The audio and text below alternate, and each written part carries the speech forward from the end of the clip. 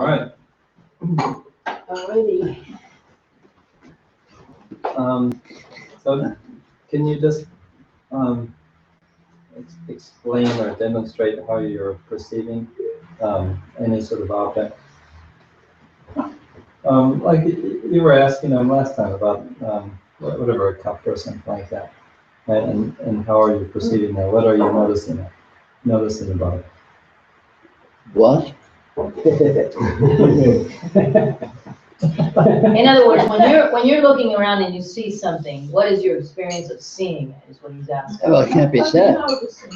Well, What were you asking them last time?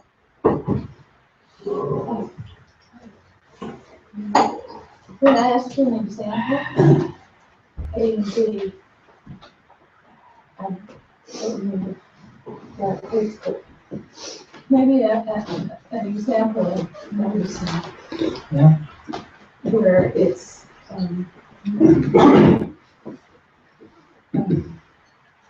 there's a recognition of noticing, as opposed to you always notice, but there's a real recognition.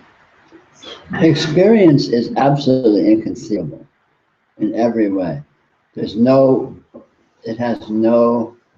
particular quality which is definable and findable and isolatable.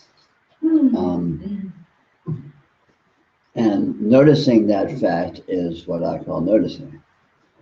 Ordinarily, in normal human mode, perhaps we don't notice that fact so much. Perhaps we're more distracted by our interpretation of, oh, I'm seeing a glass, or I'm this, or I'm that. But all of that is a fabrication, whereas the actual fact of experiencing is completely inscrutable. It's completely unanalyzable. It's entirely, it cannot be approached in terms of any isolatable quality or entity whatsoever. So our normal ways of describing experience and the way it seems to happen are complete fabrications and are completely inaccurate and hence irrelevant. And noticing that fact is the point.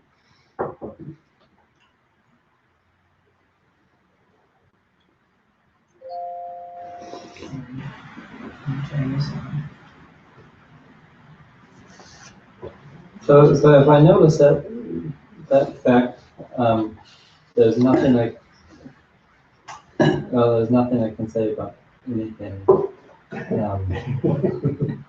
But I can say things, and I can know that I'm saying nonsense. Sure. You're saying approximations. What you're saying is like caricatures.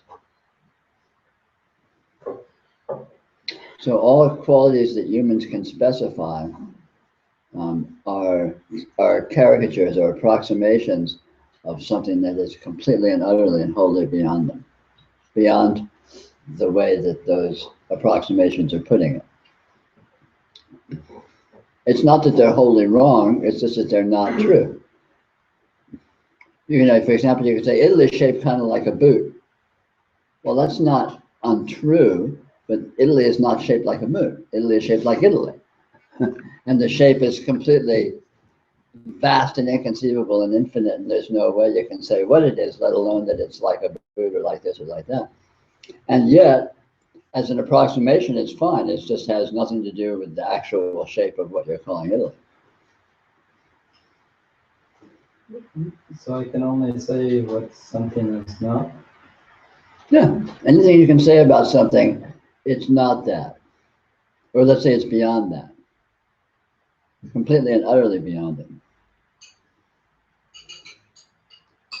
Kind of different interpretation.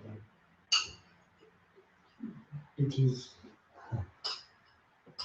I don't know what it's like, what I see, because it's indescribable. And I don't even try and understand. I mean, if I look out the window and I see a tree, I see it as a tree, but I don't understand what I'm looking at. Well, that's about what I'm saying. Okay. But there's absolute clarity when you're looking that there's a fuzziness about this and that and this and that. Or that's just not even bothering you. Well, it's like when you're reading a book, you can see the shapes of the letters, if you are reasonably good. But when you see the word experience written on a piece of paper, it doesn't tell you anything about experience.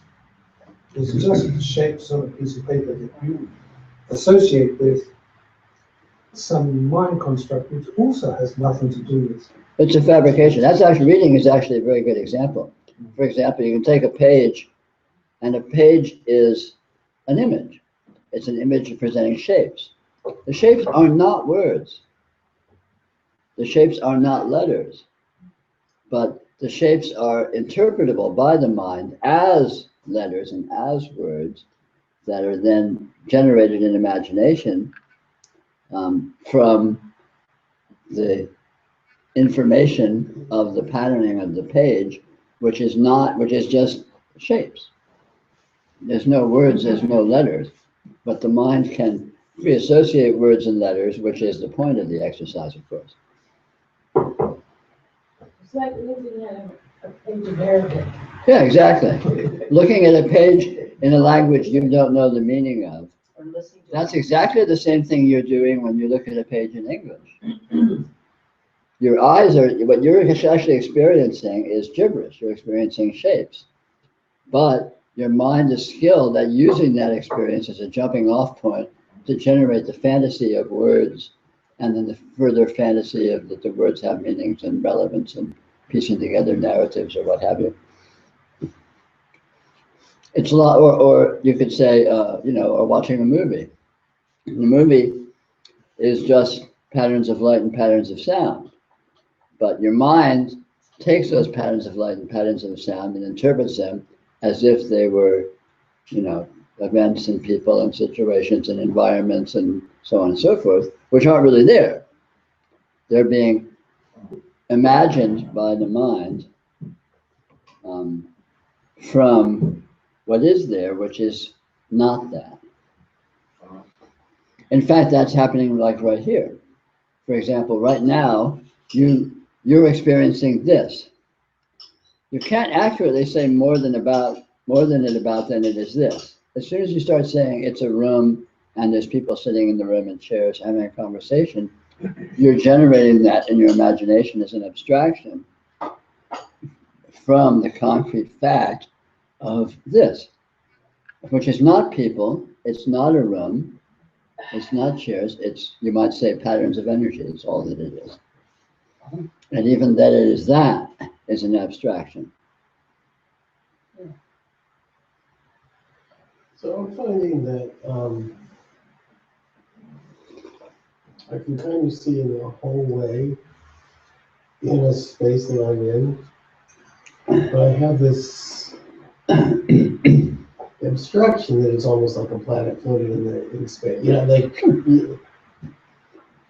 Well, it depends the aspects of what you're referring to by that. It just seems like it's encased in something else, which I guess is on some level. Which it is encased. And so the room, so my sense of the room Right. being kind of oneness. Right. But it's not like an infinite oneness, it's just like a oneness, and then there's something else outside of it. Well, sure, there is, but the experience is like that. The experience is infinite dimensions.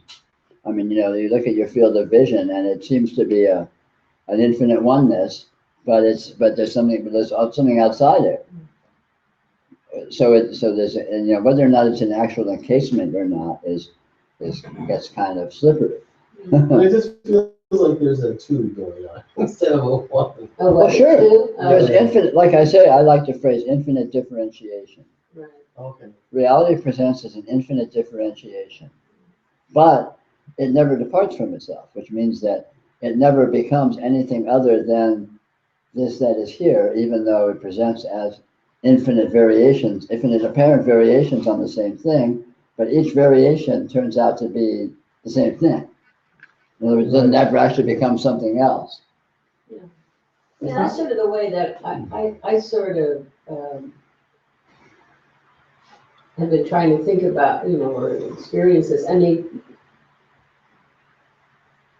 experience and all the differentiation for me are all one. I mean, yes, there is differentiation, but it's all happening in my experience, and that's what makes it quote unquote all one. Yeah. It does, yeah, I mean, that's what I mean by it doesn't depart from itself. It By is, what? that's what I mean by it doesn't depart from itself. Right, exactly. It doesn't ever actually leave and go somewhere else, so to Right, speak. so, I mean, even though a lot of these differentiations or all these modes of experience, some of the modes of experience sometimes can be very troubling, sometimes they can be very happy, but if I just sort of, I mean, it's still, I see it as,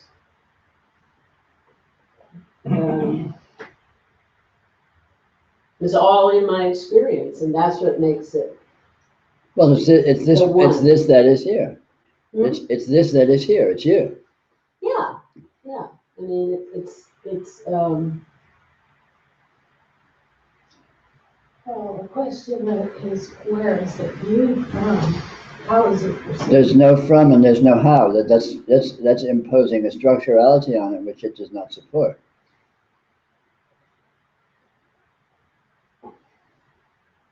An experience is experienced. And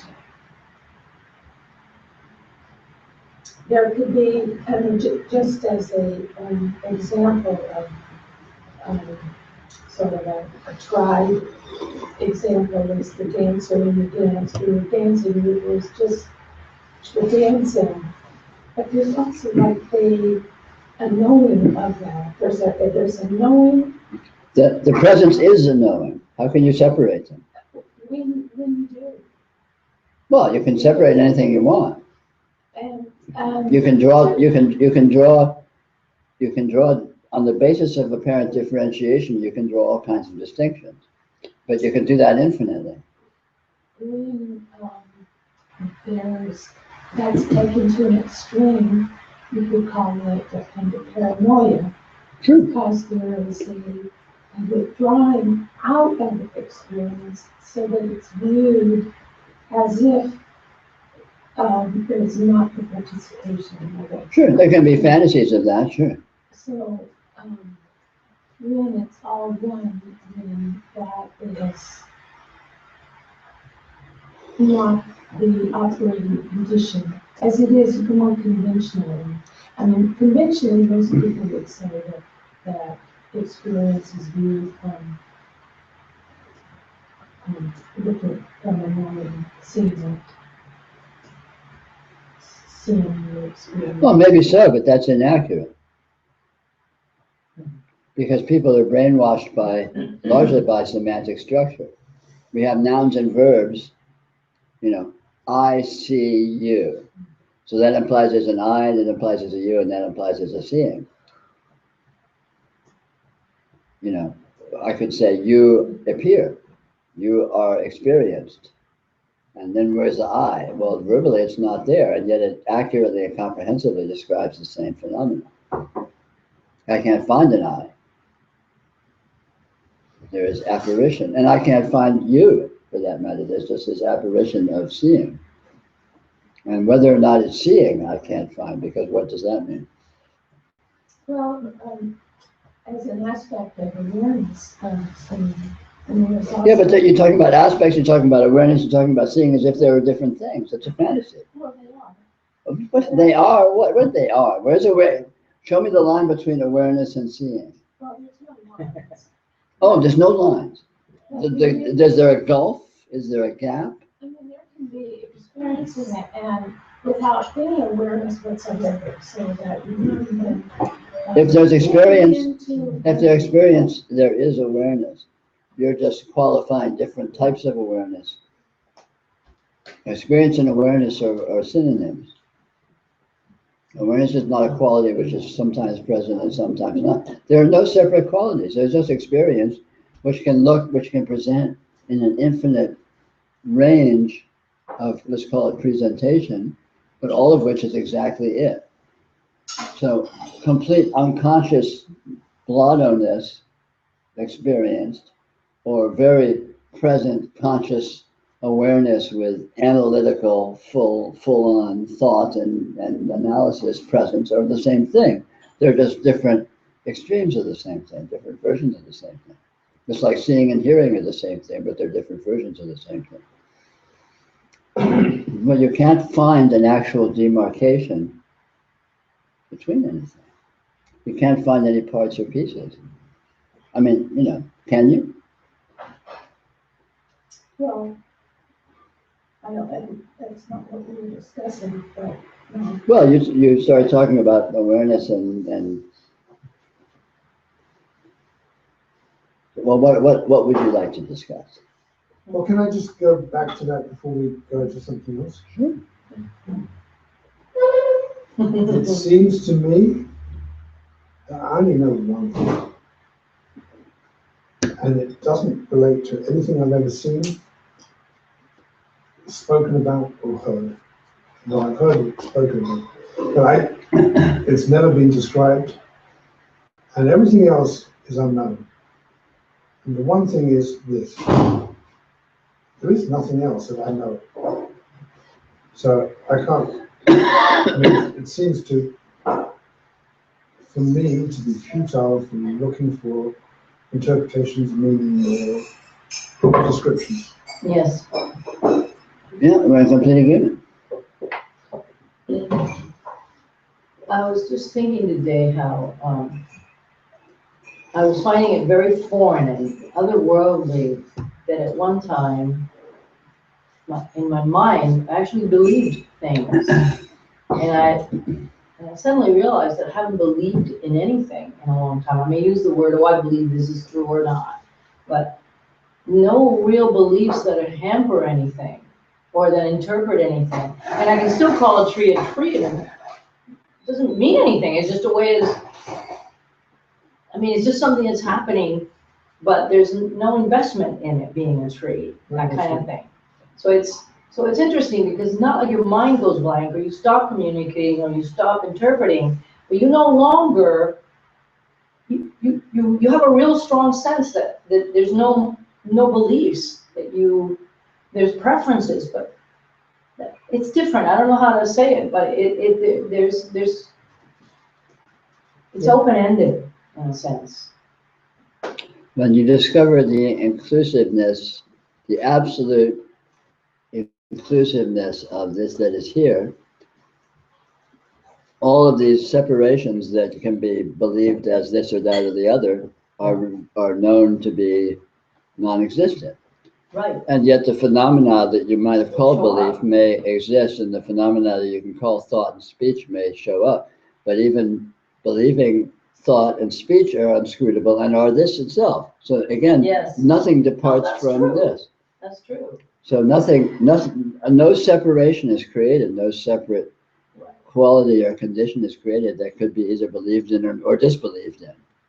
So then belief or disbelief becomes a moot point, because believing in something doesn't create anything. No. And believing itself is not actually findable as a thing. Referring to things, saying that's a tree, having the thought tree, what is that? That's completely ungraspable. Who knows what that is? That's a miraculous, unknowable thing.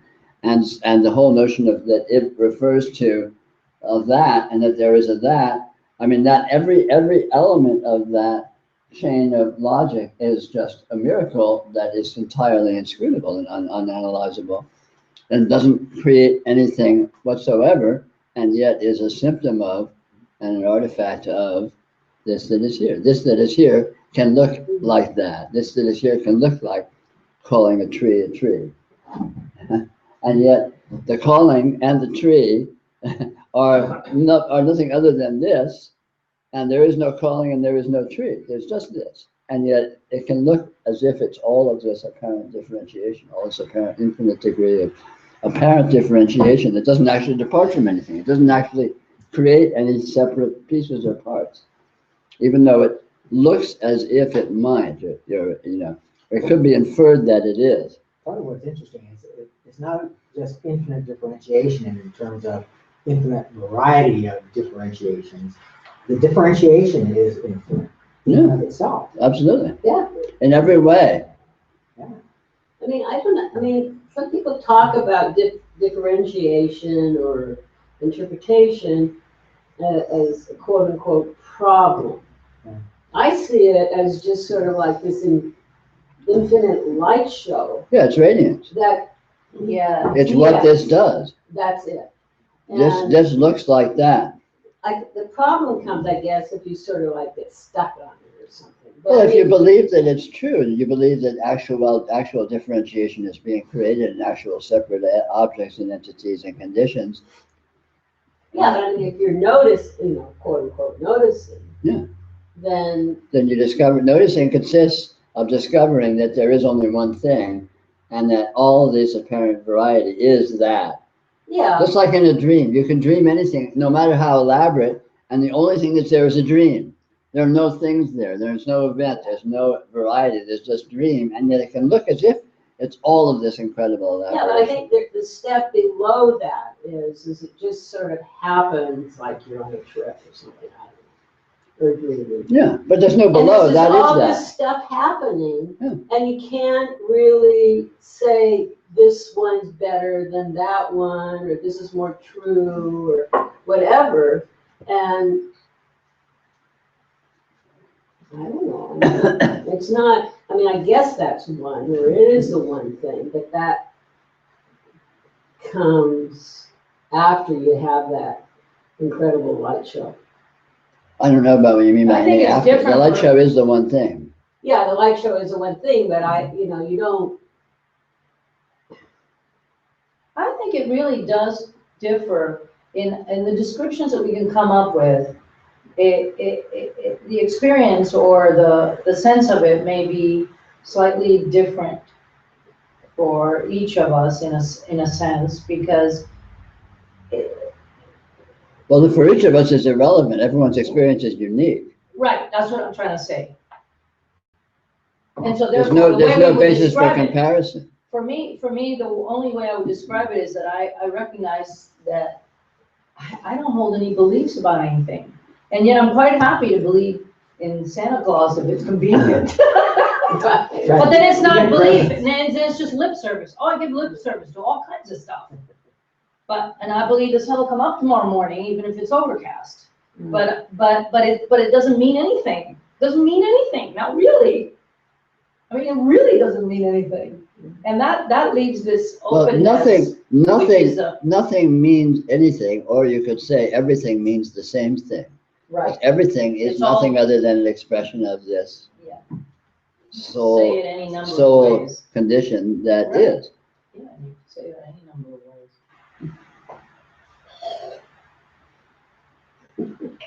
But it has to be discovered. So does that answer your question, Gavin? Oh, did we interrupt you? Yeah. That's okay, dude. Yeah. That's the whole idea. I If it was- fuddled enough. I was just thinking that, like, sometimes I get all caught up in believing some story about someone and my relationship to him or her, and what that means and what they were thinking, and and then what do I do in that sort of situation? But the getting caught up is nothing other than this too. It's like when you get caught up in a dream, you haven't actually gotten caught up in anything because there's nothing there to get caught up in. And the getting caught up is something that you're dreaming too. So when you're getting caught up in a dream, you're dreaming that you're getting caught up in a dream, so it's an entire non-event. You could say that you respond to whatever your nature is, and Well, that's always your the nature case. is at the moment.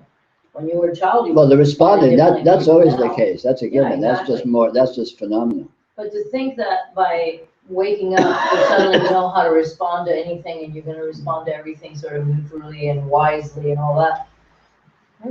No, you just take out it, you know, in a sense. Only it evolves and it changes because it is changing, radiant, or whatever Peter likes to call it, you know. No, it's not a matter of what you call it. It's No, a I matter of know. what it is. I was trying to find a word and I couldn't find a word. Yeah.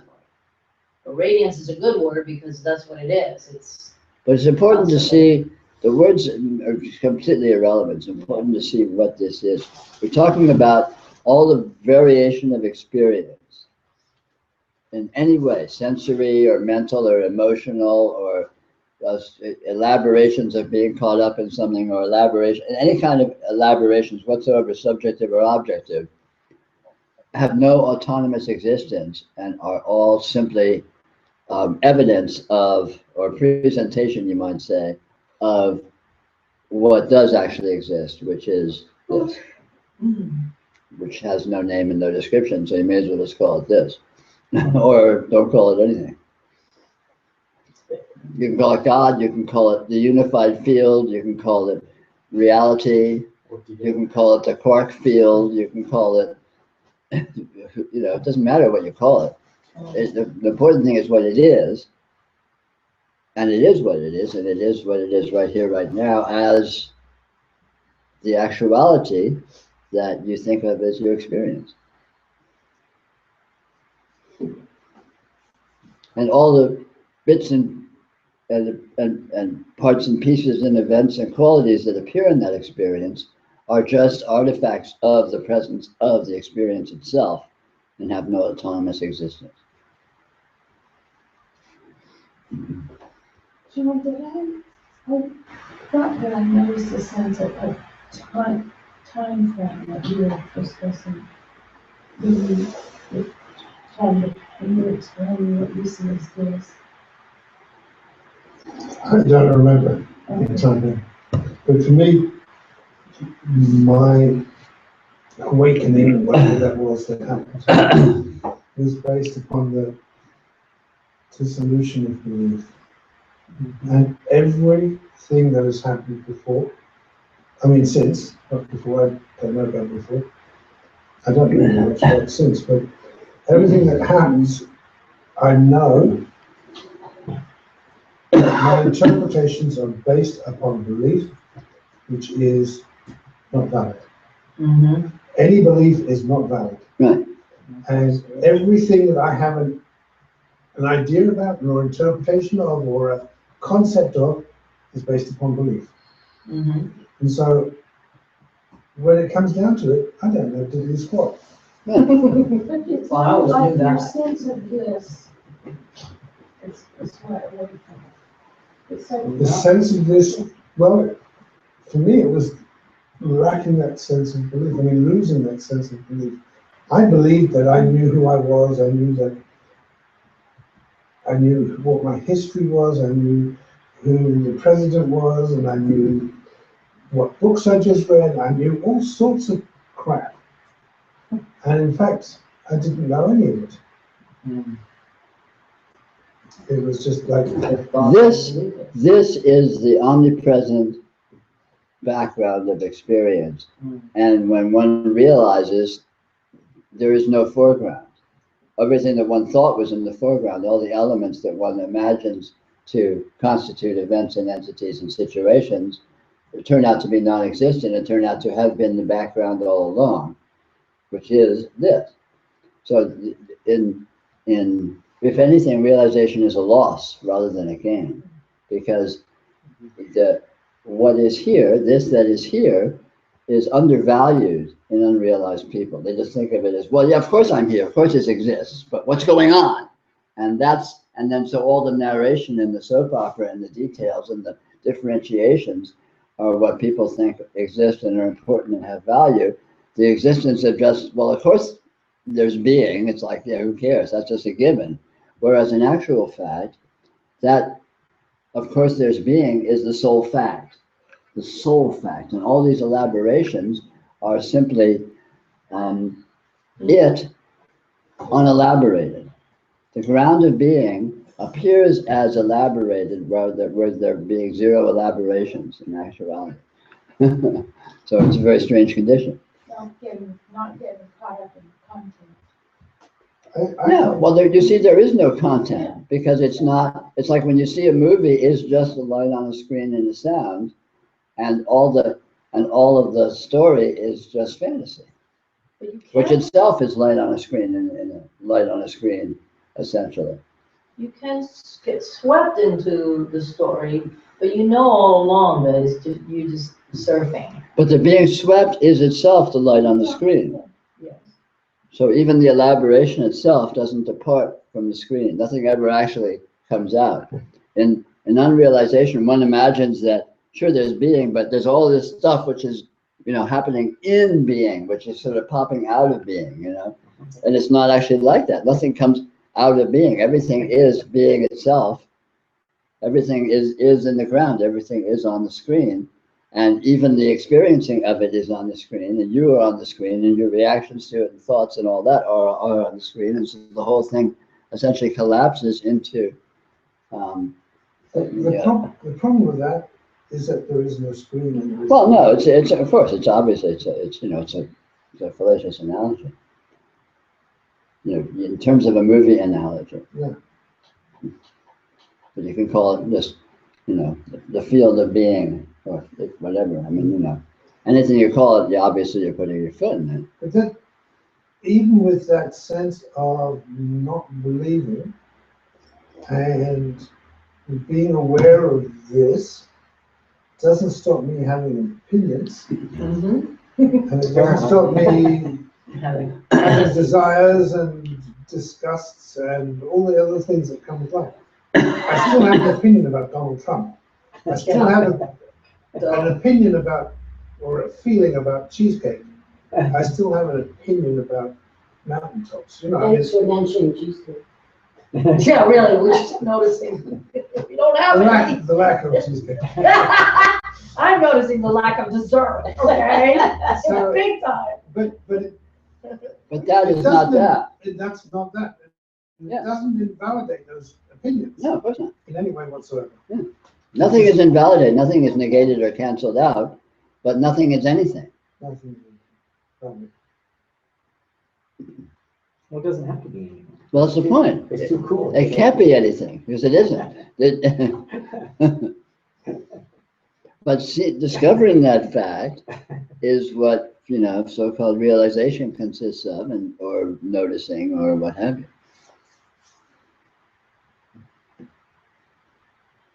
you. This issue is interesting because it's the dividing line between what we may think of as unrealization and realization. Which itself is a very slippery thing, because when you begin to look at that closely, it's very slippery. But nonetheless, it's a relevant issue for those that are exploring this, because that is the demarcation, i.e. the discovery that nothing exists autonomously. There are no parts and pieces or entities.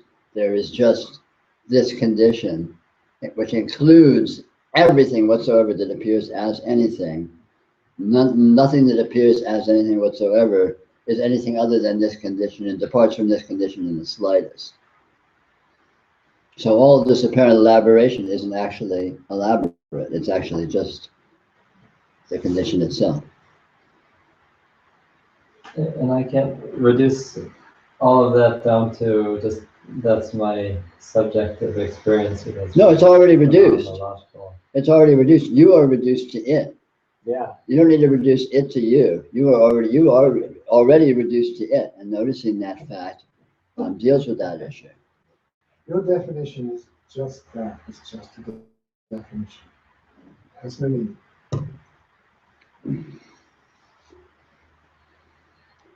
I mean, this is the point. It is intrinsically already reduced. Everything whatsoever is already reduced down, so-called, to this. And you notice that fact, and part of that everything is you. Part of that everything is your history and your personality and all of your fantasies about yourself and so on and so forth. All your subjectivity. as well as all your objectivity. It is already this that is here and was never anything other than that, and never became all of these separate elaborations that we mistakenly have been led to believe is here. Yeah.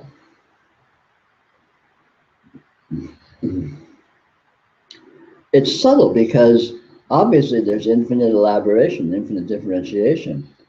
But, you know, I think a dream is always the best image to look at. In a dream, there can be any degree of elaboration, but nothing's actually there. The only thing that's there is the dreaming. And because of the dreaming, all the apparent elaboration can seem to be there. But nothing has actually been produced. Nothing is actually there. When the dream's over, nothing has to be put away because nothing was ever taken out. But it can look as if all this elaboration is there. And it is there, but it is there as a presentation, not as a manifestation. There's no such thing as manifestation. That's a good way to put it. It's more like virtual reality. What we think of as virtual reality these days is more like what you might have thought of as manifestation is. So it seems to be here. It seems to be elaborated, but there's nothing here. I think part of where we can get stuck is because everything it flows and changes so rapidly, and we slow it down by labeling and beliefs. We slow it down into parts and pieces and time elements and that we kind of pretend thing, when to. there aren't any of those. What's that? We pretend to. Well, that's what I'm saying. Yeah. So more fluid than virtual reality, because this virtual reality assumes that there's something you're actually laughing at. You're trying to describe nothing. It's just, Exactly, I know, I like it when you do it too. No, trying to describe the indescribable is a delightful art form. yes. It's very amusing. It's amusing at best, embarrassing at worst. Very, very embarrassing. I always put my foot in my mouth, so I don't know why I bother opening it, but. Well, it's if impossible. God can do it, so can I. It's impossible to do it well. The trick is to do it artfully and interestingly. Yeah. Well, Van Gogh did it very well. Yeah. Mm. Well, he did it artfully and interestingly. Artfully interesting. Yeah. A little extreme, but yes, sometimes. Mhm.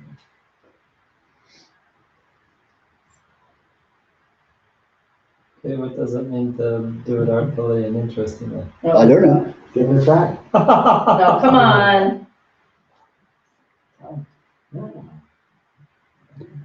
It has to do with subtlety of intelligence, which has to do with harmonic inclusiveness of implication. Okay, Like a good poem, you know?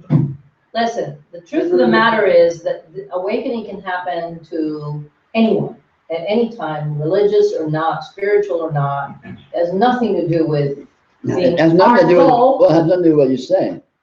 What? No, I wasn't referring to artfulness in regard to waking up. We were referring with artfulness with regard to trying to describe the indescribable. Oh, that's impossible. Well, Or obviously. otherwise. No, That was an aside. That was not the main topic. That was not the great topic. but it could be interesting to let the indescribable describe itself. You know,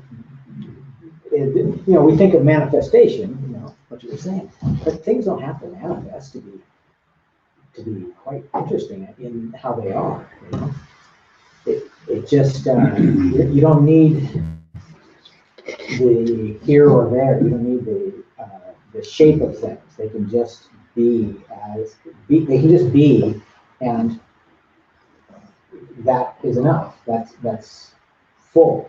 It's alive. It's, Well, that's the mode of realization. yeah, but you don't have to go very far. No. Right here. Yeah. This is it. And take a look at anything. hang out with anything. That doing that is noticing, and being that is realization. They're one and the same. And you've never been doing anything else. That's where it gets really tricky, Yeah. is when you realize that you've always been realized. Yeah, which you don't realize until you realize. The sign of realization is when you realize you've always been realized. Nothing changes. That's right. Absolutely nothing changes. I mean, Absolutely nothing. I was expecting the heavens to open up, and Buddha to smile down, and Jesus to That's the take most control. startling And yet, thing to realize is, well, This yeah. is it. And What's yeah, happening, it's like the that's what Cheshire- happened like the just a Cheshire moment smile, you know? before. But, it happened last year, and it's But all you- very familiar. but you know what, nonetheless, there's a reason why they call it liberation of freedom, because there is a sudden sense of liberation, or of. And the feeling tone of reality is vastly different than the feeling tone of ignorance. Exactly, that's what I'm saying. And you're, And it's and you're, huge. and you're, yes, and it's huge and, Well, nothing changes, you still. Yeah. Yeah, I mean, there is like sort of, there is that, I can identify certain times supposedly, whatever time is, when something happened and there was, but then it sort of went away, but then it comes again some other time. I mean, it's just continual. And I think for everybody's different, right, it can be, I mean, I suppose. that's why everybody's Peter uses the different. word unfold. But, I mean, it wasn't like, I wasn't even looking for, I didn't have any idea. I mean, I knew nothing that there could be something called enlightenment or realization. Let's put it this way. I mean, Leif said something to me about. Oh, when we met you, you were the least likely to succeed at that. We met you, we said, what the hell is she doing here? Kidding. But, on the other hand, I had acid and done this stuff, but I mean, I didn't, you obviously think had about, like, sufficient something- resources. Yeah, you did. I didn't think it was like something that I had to have. I mean, it wasn't a burning thing like with other people I know, okay? You were content with what your life was like. Which And actually can be an advantage. Yeah. yes, it I was, think so. because when it happened, it was so startling, Yeah, and so unexpected. So that's its nature, it's startling. yeah. It's, Realization is very obvious because it's so startling. It's like, Yeah, oh my God, I never would have thought. yeah, I know, but it was just like the tiny, like the first orgasm or something, okay? I mean, it was just a thing that happened, okay? And, I liked it, but it wasn't like I wanted to have another one or to do it, but I do think that it was sort of permanent in that it hooked me up into something in myself that I had always known. Yeah, it was nature is right. permanent. That's right, that's right. You can't put the the genie back in the bottle. It's Humpty Dumpty, Right. I guess. Yeah. I've got to say that after my first orgasm, I wanted another one immediately. But you're a male.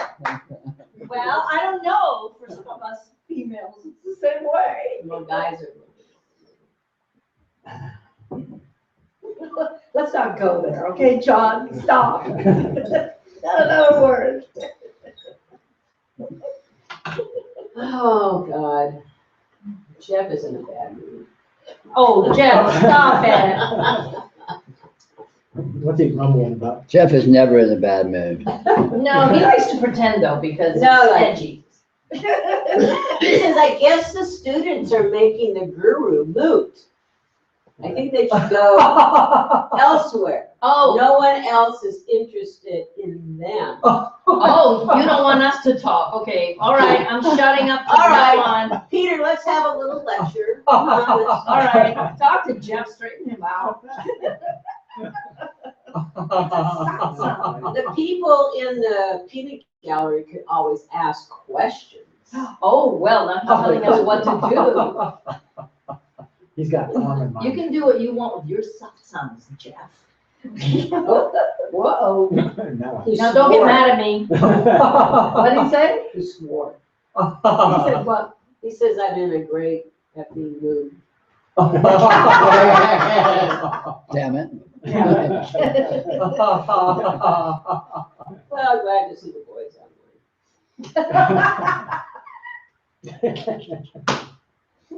I celebrate anarchy as the supreme mode of the divine. That's right. I concur. I thought we were providing the anarchy here. That's right. Well, Jeff does too, though. That's the nice thing about anarchy. There was a question here from somebody. Oh, really? Yeah, this guy, some guy named Coop from San Diego. He says, he wanted to know about ethics and meditation. Say that again? Ethics, the corresponds between ethics and meditation, or ethics and noticing. Well, successful noticing reveals the true nature of ethics, which ultimately is just the expression of one's inherent nature. There's a pseudo-ethics, which is the pretense and rationalization and spin doctoring of one's behavior in light of trying to make it fit into some legal system or social philosophy or what have you. When in actual fact, the fact of behavior is always a manifestation of the inherent nature of the energy system. So ethics takes care of itself, and meditation or noticing reveals that fact. So then ethics doesn't need to be something one needs to adopt or try to do, or what's the word? Aspire to. Ethics is simply one's behavior, and then to the degree it's convenient, one may either modify their behavior or else get real good at spin doctoring it for social convenience. I mean, so if your karma or your personality, is it sort of like a sponge where you take in certain things, that you've been told or that There's no taking in seem it all. There's no taking in or not. It's just it's an ongoing enactment of your nature, and the influences that seem to be presented as if they were external are actually your nature. It's your karma that they be there, just like the influences that seem to be present, that seem to be internal, are your nature. So the whole thing is your nature. Just like in a dream. In a dream, what you do in the dream is your nature, and what seems to be happening to you from outside and being imposed by circumstances is your nature, because in actuality, the dreaming is putting it all there. And likewise, in the waking state, that's likewise true. So-called external conditions and so-called internal conditions are the same system. They're expressions of the same system, which is what you actually are. Well, what I was trying to say about like your internal nature is, I mean, like maybe just by repetition or what I've heard or what I've read, I mean, sort of immersed in a Western canon. Yeah, there's all that. I mean, Christian stuff. Who knows?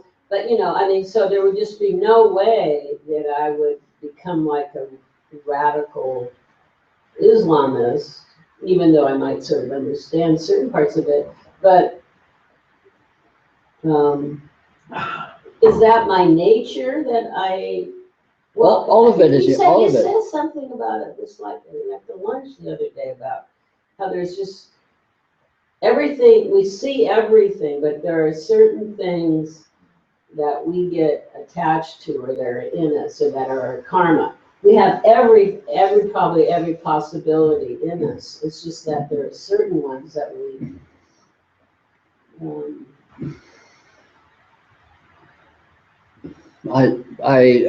it's hard for me to relate to what you're saying.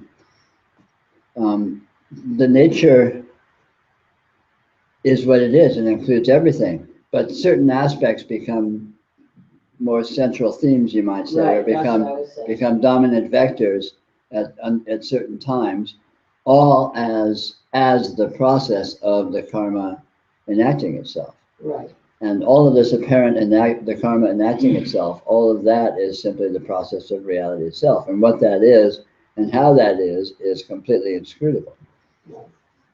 It's transcendental. So I mean, who knows what that's about? yeah, I suppose that karma is not entirely immutable, right? I mean, it can sort of evolve or change a bit. It continually mutates. Its very nature is mutation, but it mutates according to the way it mutates, which is Right. karma. Yeah. I mean, karma isn't a thing. Karma is a notion that applies to the way things seem to happen in terms of functionality, Right. or apparent functionality, or apparent systems development, I or mean, what have you. I mean, karma seems, I mean, of course, it's got to be part of, the radiance or the intelligence. Well, right? it's the active nature of the radiance. Active. In terms of it's like harmonics of the radiance is the instantaneous fact of apparition, which has no duration. It's like the radiance is like a flash. But the curious fact is this flash seems to have a very highly intricate degree of apparent patterning, which seems to have a relationship with itself and with other aspects of the apparent patterning that seems to develop and seems to have progression and so on and so forth. And that fact is very curious. And that is what I mean by karma. Yeah. But what that is and what's up with that in any way whatsoever is completely, a mystery. Yeah, I mean, I understand that it's sort of mysterious and we don't. And it's not even really there, because the only thing that's really there is the flash. In other words, the energetic being of the present moment is what is here. And everything that happens and is seeming to happen and seems to develop and seems to come and go is just like harmonics of that. It's like, it's like when you're watching a movie of a wagon wheel going and it looks like the spokes are going backwards. Right. It's not really happening, Right. but it's a harmonic. It does look like It's a harmonic apparition of the nature of the mechanism of the flashing of each screen. Right. And So so it's kind of like that.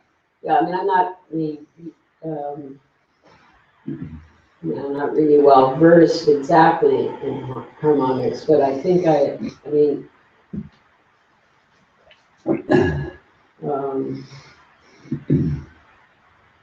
it's a dynamic, some kind of a dynamic energy. It's an apparent dynamic energy. Apparent dynamic energy, but it does seem, in order to be part of my personality or karma or whatever, it seems like it has to flash instantly in sort of the same pattern. It seems that way, but it doesn't actually. That's part of its strangeness. The pattern continually morphs and has absolutely no consistency, and yet it seems to have sufficient consistency for it to carry all of these, for it to be the carrier wave for all of these narrations and interpretations and stories, that go on about it, and which is all very strange. And again, the whole thing is just a big question mark. I suppose.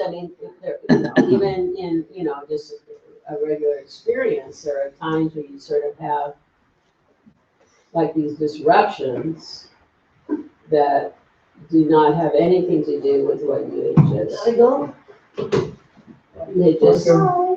just experienced or just thought. Or Yeah, of course. But the fact that it seems strangely to be strung together along infinite multiple axes of meaningfulness is all very strange, and that's part and parcel of what karma refers to. So it could be sort of like a sparkler or something, now you have a sparkler. exactly. And then they like these sparkles. come, Exactly. And they sort of fall down and they're Yeah. falling down maybe on you. Or you wave a sparkler around and it seems to be a trail, but there isn't actually a trail. The sparkler is always here or here or here or here or here. There's no actual Right. trail.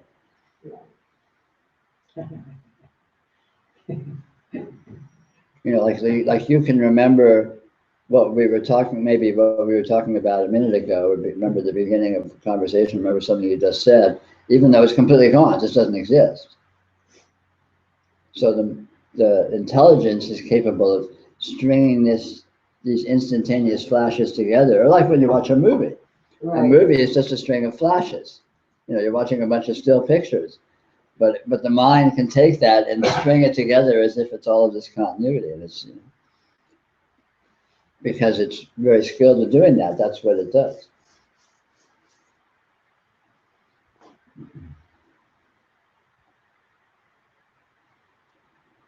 Why don't we take a little break To have dessert. to not have dessert? But then we'll I should have take made a run for some. we'll take about a 10-minute break. So Take me too long. we'll be back in 10 minutes. You might want to Sorry, fast forward the Jeff. video if you're not watching in real time. Sorry, Jeff. Next time, let's all bring dessert. That's good. We'll have a really good sugar rush. That should work out well. There's some ice cream in the refrigerator, maybe. Well, we don't want to. Oh, and the bread. bread. Well, yeah, but some of us have to drive, you know. Oh, you're driving, okay. I Yeah, but just say down, I didn't say to do that. know, but Yeah, the sugar makes her a bad driver. all the sugar rush, I'd be running through every lake.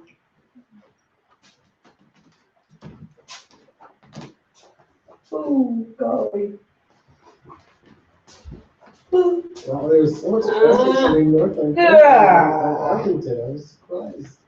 What? There's a bunch of traffic coming north on Arlington from wherever. I've never had that before. What's Where are you coming? Well, I was coming from Lafayette, so I took. Oh, yeah, It's no, the whole no, no. shopping thing. Arlington around this time is horrible. This time of year anyway, it's Yeah. bad everywhere. I did not enjoy Grizzly Peak in the dark with a little bit of mist. I know. Yeah, it was heavy fog Yeah, or heavy mist. Kinda like it, it's nice. no, I'm not gonna take the freeway at that hour. Well, coming this way is better than going the other way. Yeah, that's probably true, but once you get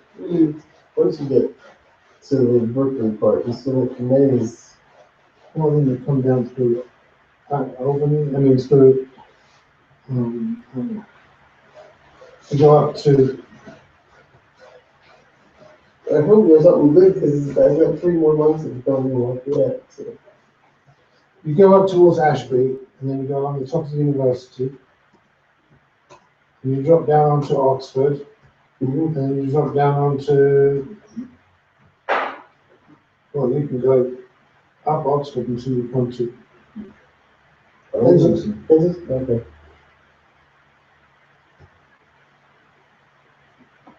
Well, it's never gonna be a nice drive.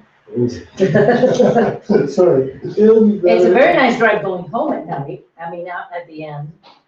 By that time, the traffic isn't bad, only this time of year, it's still not great.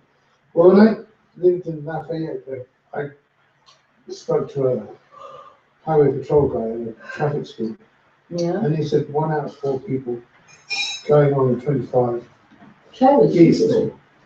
was drunk at night. Really? Wow. 1 out of 4. 1 out of 4. He So said that doesn't mean he said really we could drunk, get out- drunk? He said we can get our quota of traffic stops Wow. in the evening. But like really, really drunk, like they can't Drunk drive? that they fail the breathalyzer. Wow. That's right. Wow. 1 out of 4. He said time of night, I don't know, Yeah. 10 o'clock at night or something. Makes you want to stay home at night, huh? Yeah. At least on Well, that road. it amazed me how many drunks they've got driving around London and others. Yeah. They just announced that. The winds are advisory The what? The Version. wind advisory. Yeah. Now, neighborhood. Oh, yeah. In your neighborhood? The Nevada Fire District just announced the wind. Yeah.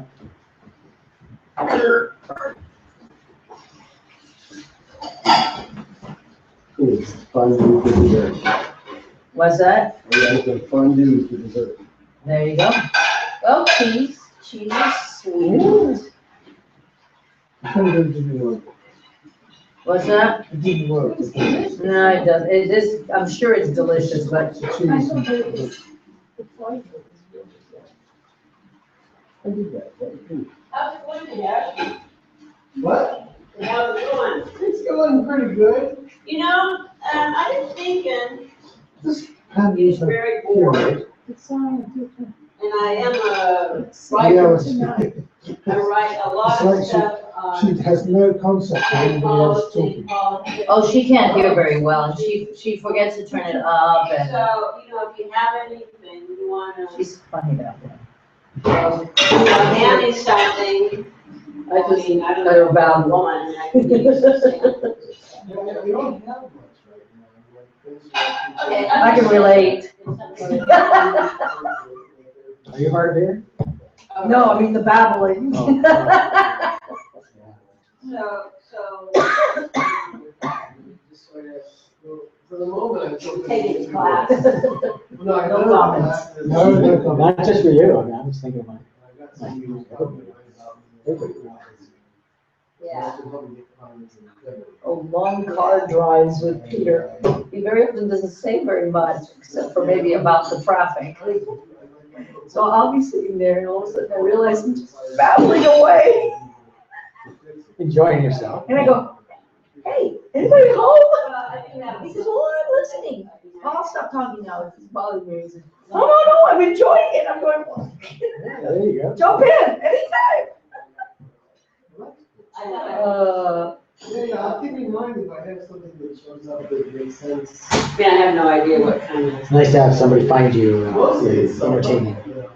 Yes. I find him very entertaining. He had me in stitches today at one point. Yeah, it's, He just babbles all this funny stuff. Really? Very Asperger's, but you know. I like that. So, okay. We all got our taste, right? Yeah. Match made in heaven. But, whatever, reincarnation happens, definitely, drug therapy or, addiction therapy is definitely Effective? part of it. Yeah. You know, anything, so that sort of ties into the, The hypnotherapy, yeah. yeah, the hypnotherapy. That seems to be. I suppose maybe not smoking, but most people seem to be using drugs for that now. Which is terrible.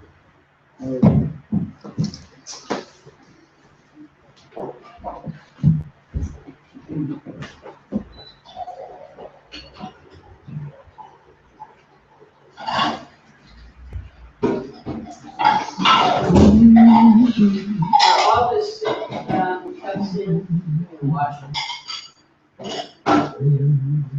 Like dessert. Get off the dessert. Oh, There ain't none.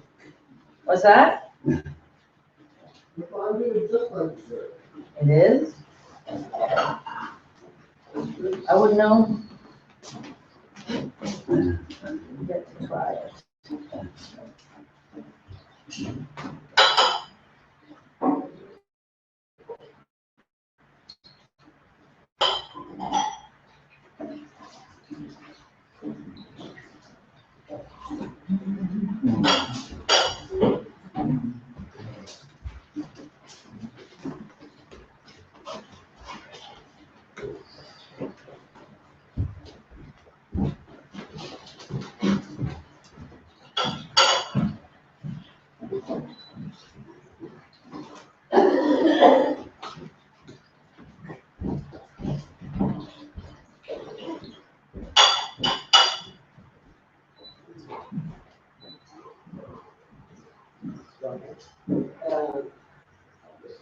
Any interesting books in that? Yeah, Alistair Crowley's Oscar, the cards I gave away. Hey, how like a clothespin or probably a piece holder of Yeah, I do. I don't know. I think that probably might have come from, the folks, you know, at the retreat. Oh, right, Yeah, because I usually do put everything together. Yeah, thanks. Because well, if it stays moist, it'll stay Yeah. softer for longer. Hmm? Yeah, I'm gonna, I think I might see the July.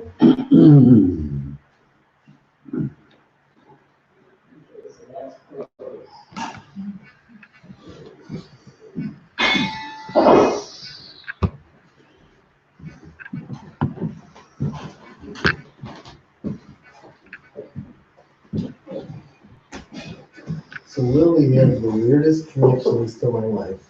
Really? Yes, I know 3 people in common with Lily outside of school. One is the only person from my high school who I know that I've seen from New York. And he knows Lily. Yes, she knows Lily. And then she's friends with my friend who goes back the longest, the second longest in my life. Goes back the longest in my life, yes. But that didn't want to spend the most time, not with him, but with his best friend. And now I'm going on a second date with a woman who knows Lily.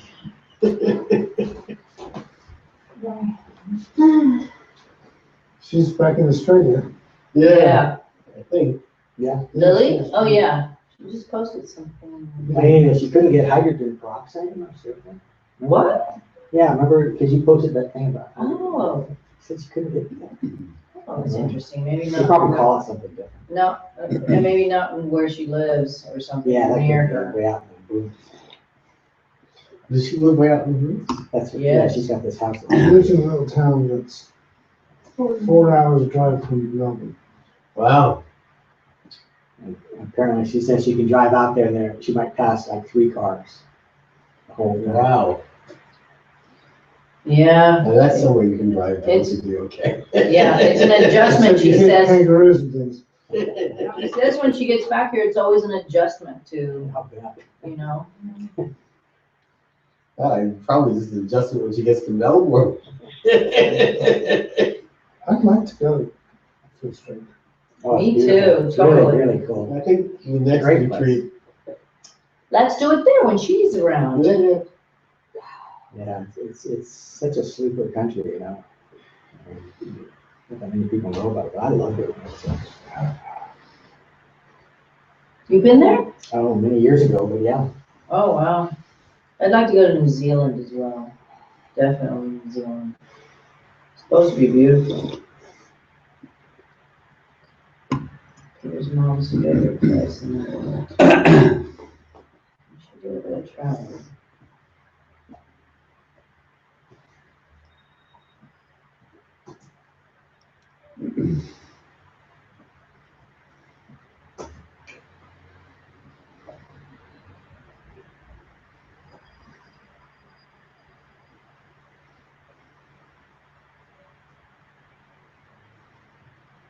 So we happening? Sure. He is back. I'll never be able to say it.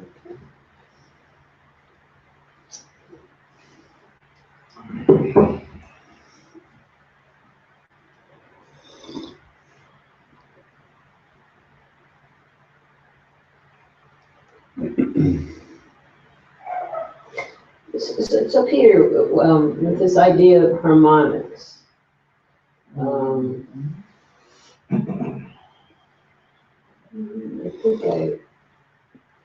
think I remember a little bit about Physics 10, the introductory course at Berkeley to physics.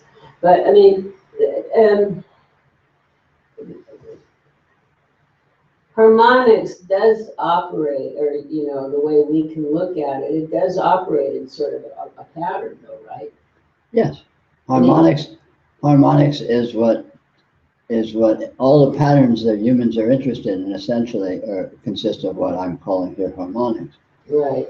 Humans are very uninterested in the root phenomena. Humans are very uninterested in the actual presence, location of the quarks that constitute things. They're much more interested in the harmonics of the combinations the Right. patterns that they seem to Yeah. be forming and evolving and projecting seem to Because because there is sort of course of force or energy. I mean, the one thing, the energy behind. Yeah. the And that's harmonic. all that there is, really. The harmonics are that. Right. But the harmonics create a presentation of all of this apparent information, which seems to be a thing in itself.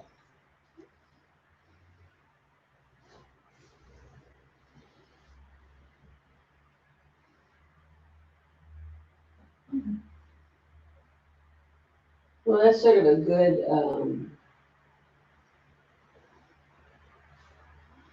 I think, I mean, because it's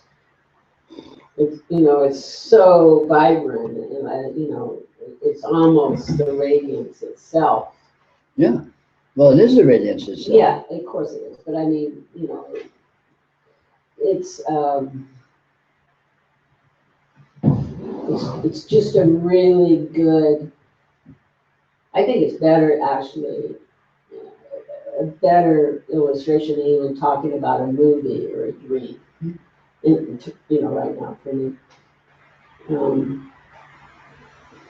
Because it's just so immediate. I mean, it just, yes, there's patterning, but it's happening without having to even have to know what the pattern is. It just seems immediately present. Well, it is immediately present, of course, because it is the radiance and it is that which is present. Yeah. But all of the information and abstraction that's derived from the patterning is it's there, but it's basically abstracted into importance. To importance. Yeah. Like for example, in your field of vision is full of light, and it's all equally present, and that's the radiance.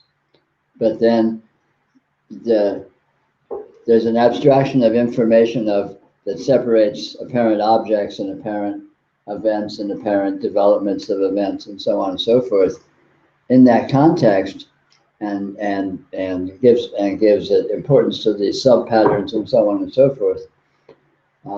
Even though the patterns are only there because the field of vision is there, which is there as an instantaneous whole in the moment. Mm-hmm. Yeah. So the patterns,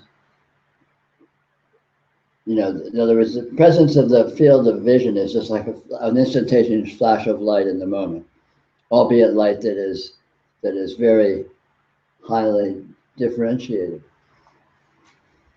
Yeah, I mean, well, and Lily and I just did this test on Facebook. We should show it to Peter. I'll show them. But I did it too. But it was they were so abstract, but and then they asked you to give like these 6 choices or something.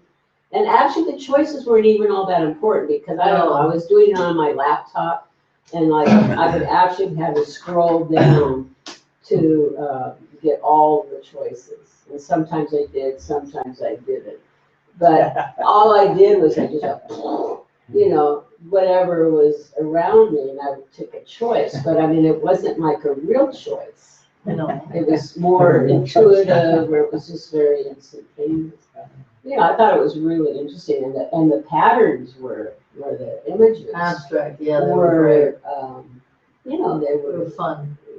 Fun and phenomenal. But I mean, it seemed like a good way for me to realize, just how I process or, how I'm experiencing information, in general. It's very interesting the way mentality works.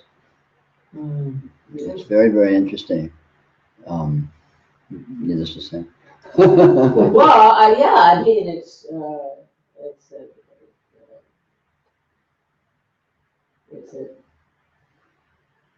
it's fun to watch it happening. You know, I mean,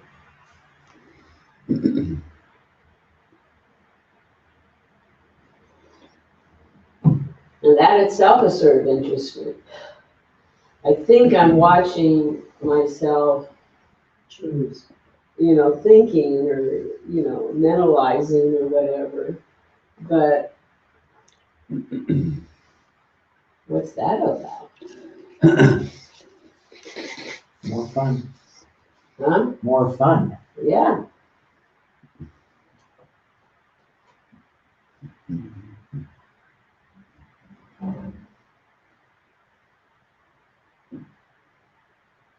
Well, what is kind of ridiculous is saying that these answers equal wisdom.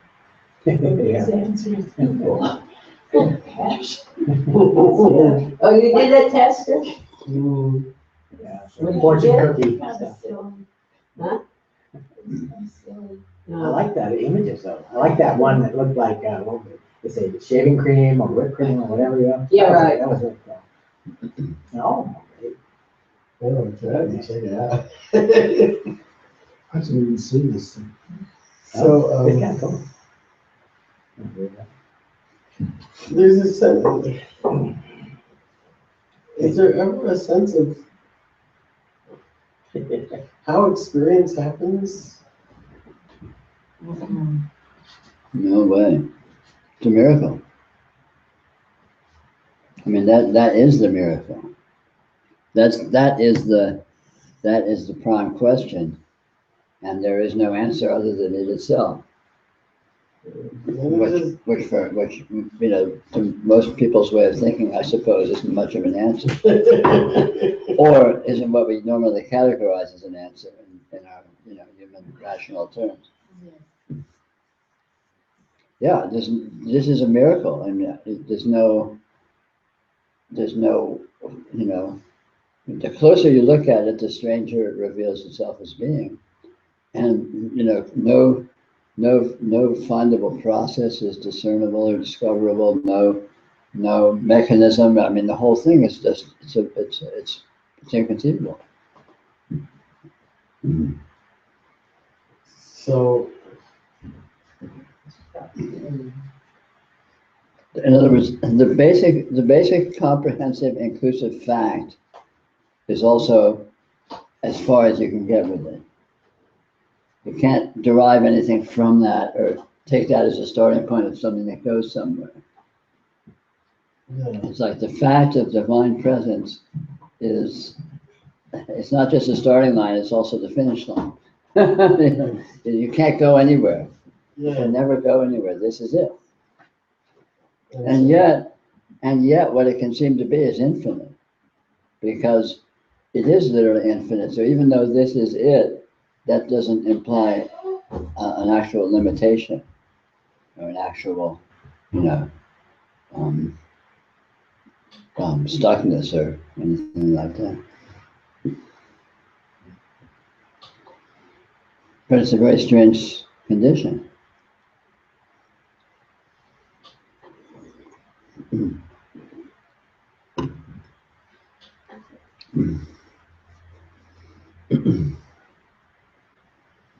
I mean, this is why there's no real development in spirituality. The bare fact is the final fact, and it's the only fact. So when you discover this fact, that's it. There's nowhere else. It's not like that's the beginning of something. I mean, in a certain sense, it's the beginning, because this fact is, in a sense, endless, and in a sense, infinite, and so on and so forth. So it's a never-ending, literally never-ending adventure in one sense, and yet it doesn't go anywhere other than itself.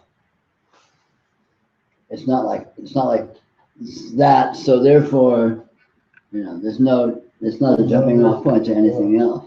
That's the quality of it, is that Yeah. there's no- Yeah, it's absolutely, it's complete, it's infinite, it's the, you know, it's the great ultimate, as they used to say.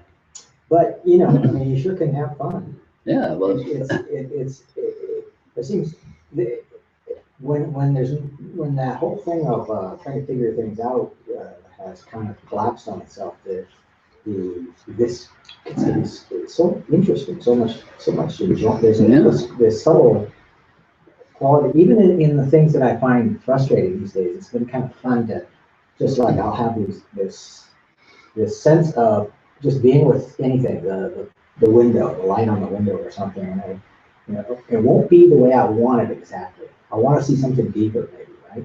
But there'll be this sense of, okay, what is that? What is that funny, weird quality, And that then tumbles into itself, and it's endless. yeah, it collapses into itself infinitely. That's a good way to put it. Yeah. So it's endlessly fascinating and interesting and entertaining and meaningful and ongoingly fulfilling. But that collapsing into itself is, at least how I experience it these days, is that's delightful. That Absolutely. feeling of that is like wonderful.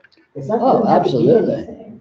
Oh, it itself is transcendental beauty and transcendental meaningfulness and transcendental vitality. I mean, it's just all exquisite, all the transcendental qualities. It is that. I mean, it's the actuality of those notions, palpably, and that's of course that's the famous great bliss that is talked about. Something else you said, though, Peter, you mentioned it today. Actually, this whole thing is sort of what I was struggling with. I totally couldn't say anything on Saturday when I was trying to say something. But it's about less. You said this is, in a way, this is less. This is. It's like something. It's like something isn't there. It's like, and even that isn't there. I'm going to do it again. Well, it's inevitable, so you can console yourself. I'm trying to, there's this quality that I can feel, but it's like something is literally, okay, I mean, maybe if I can think of it like this, like the way I can think of things is that something is there in a certain way, like a perspective or a notion or anything, but it isn't there. And I know that now, or I know that in all these different ways, so it's not there. It's not there before it's there, but before it's even cooked up in my head. Right. So I know that, and I feel that no matter what gets cooked up, no matter what appears. Right. So does that make any sense? I mean, it makes perfect sense. Sounds like Dr. Seuss. They, I know something and it isn't there. in Dzogchen, in fact, they have enumerated this very quality quite specifically, which is the way that they generally present it is as a progression of the discovery of what they call what do they call it? What's the term? Darn it, I'm missing the verb. It's like self-liberation or intrinsic liberation. Phenomena are liberated intrinsically because of what they are. And the process of discovering this generally looks like a gradual reduction in apparent duration. So initially, when the yogi comes to this, it's like you look at something and then you notice, oh, it's completely disappeared. It's nowhere, it's nothing. And then that gets shorter and shorter. And as the yogi becomes more skilled and they're noticing, they discover that the disappearance is one with the appearance. But then the extreme of this is to discover that it's disappeared before it even appears. In other words, it's intrinsically self-liberated. In other words, it's intrinsically nothing. It's released before it becomes an it to be released because of what it is. And I didn't put that actually as eloquently as they do, because they put it in very sort of a formal terms of exposition. Yeah. But it's like what I was saying, that the kind of the virtual reality quality, where even when things are appearing, nothing is actually appearing. Because what appears is not something that Appears. that appears. Where appearance is something that happens, which doesn't invalidate the appearance, the apparition, but it's not, the apparition is not a creation of something, even though it appears as if it might be interpreted as being a creation of something. Because it's not something that intrinsically is capable of existing in that way. Well, so what's kind of interesting seems to be that even though, like you were talking about, the fact is the starting the alpha and the omega, that kind of thing. Sort of as you go along, you start to see how that applies to sort of everything. Yeah. I mean, every kind of situation or sense of connection, or I mean, just anything. Yeah, yeah. And that is a kind of journey. I guess you could call it a progression. I don't know, but I have no idea. But it's very it has this quality of sort of like endless possibility that is always right here. Mm-hmm. Yeah, absolutely. And I think rather than being a progression or a development, it's more that the yogi's sensitivity increases. And as the sensitivity increases, then the subtlety of the perception of the quality becomes more comprehensive. And so one seems to be progressively experiencing these things more and more primally, or what, however you want to put it. I think in a very profound way, the whole essence of the yoga is sensitivity training. Because what's being looked at is the same thing that has always been looked at, but one looks at it more sensitively to the way to perceiving the way it actually is, rather than of course in terms of one's preconceptions or what have you. It's kind of like the intelligence of it being is manifesting in itself, and it's or not manifesting. It's like it leaking into itself. Yeah, sure. It's like soaking into itself. Yeah. Well, it is unlimited intelligence, and so as the sensitivity develops, that fact of it being unlimited intelligence becomes more and more obvious and more manifest, both in terms of the manifestation and the perceptions, apparently, and I mean whatever dimensions of it you want to impute. And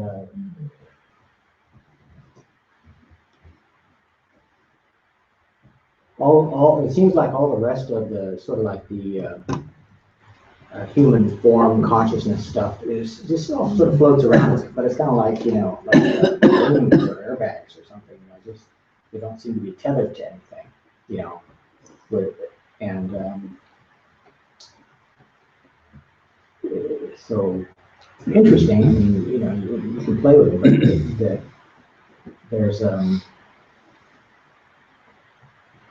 something is just not about that. And it's not even not about that. It's not even that it's important that it's not about that. It's just not. It's just not about. It's not about consciousness. It's not about No, it's almost like everything is a side effect. It's interesting.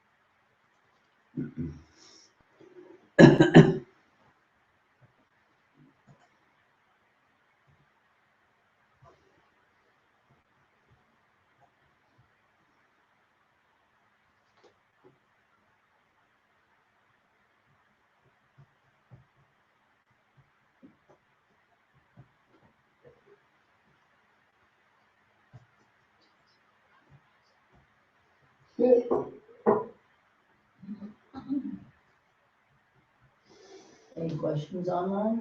Well, no. Any interesting person? You're not everywhere. I wanted to pontificate. Who wants to pontificate? Well, I don't know. I mean, I think he's been discouraged by certain parties in the chat room. Certain parties who shall remain nameless. Yeah, well, of course. Yes, I told you to ask anything. Who else is in I the said I chat room? didn't know the difference between a pontification or a question. Hmm. What is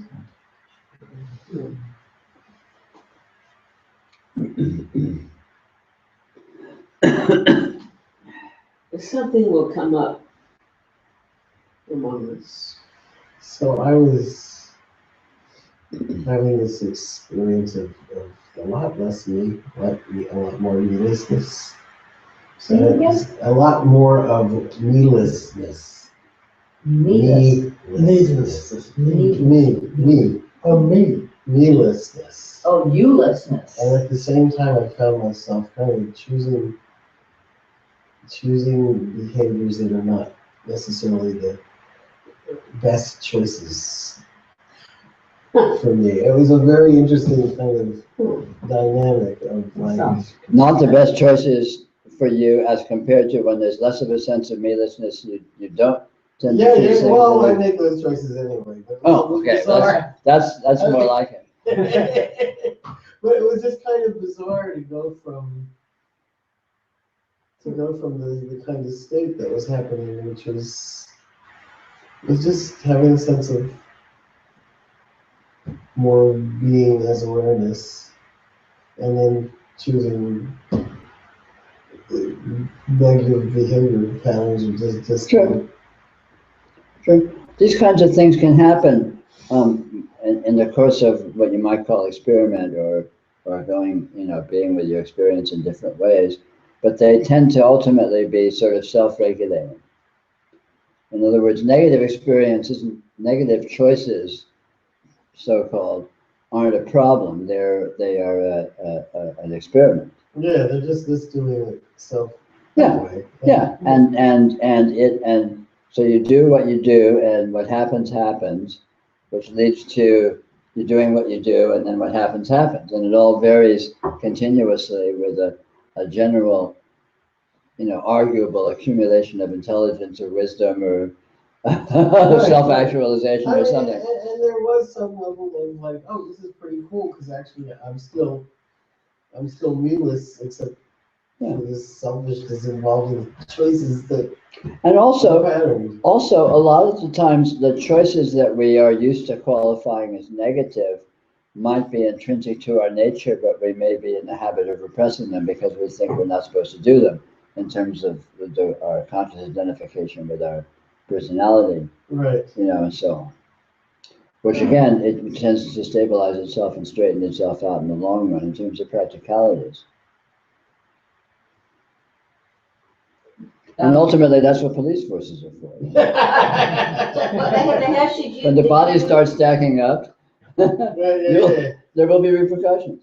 Did you, and abandon your me? Did you fix anything to another me that was there? Because I remember when I was a teenager, I would try to be a bad girl. Which was just so outside my realm, but I knew bad girls and I would look at them, right? It didn't work out. Got me in trouble a couple times, but is that what you meant? That you were doing something? I think this is just compulsive behavior. Okay. So, What is compulsive? But why wasn't Spontaneous. that part of you? what is me? Well, okay, all right. Well, we always dance around.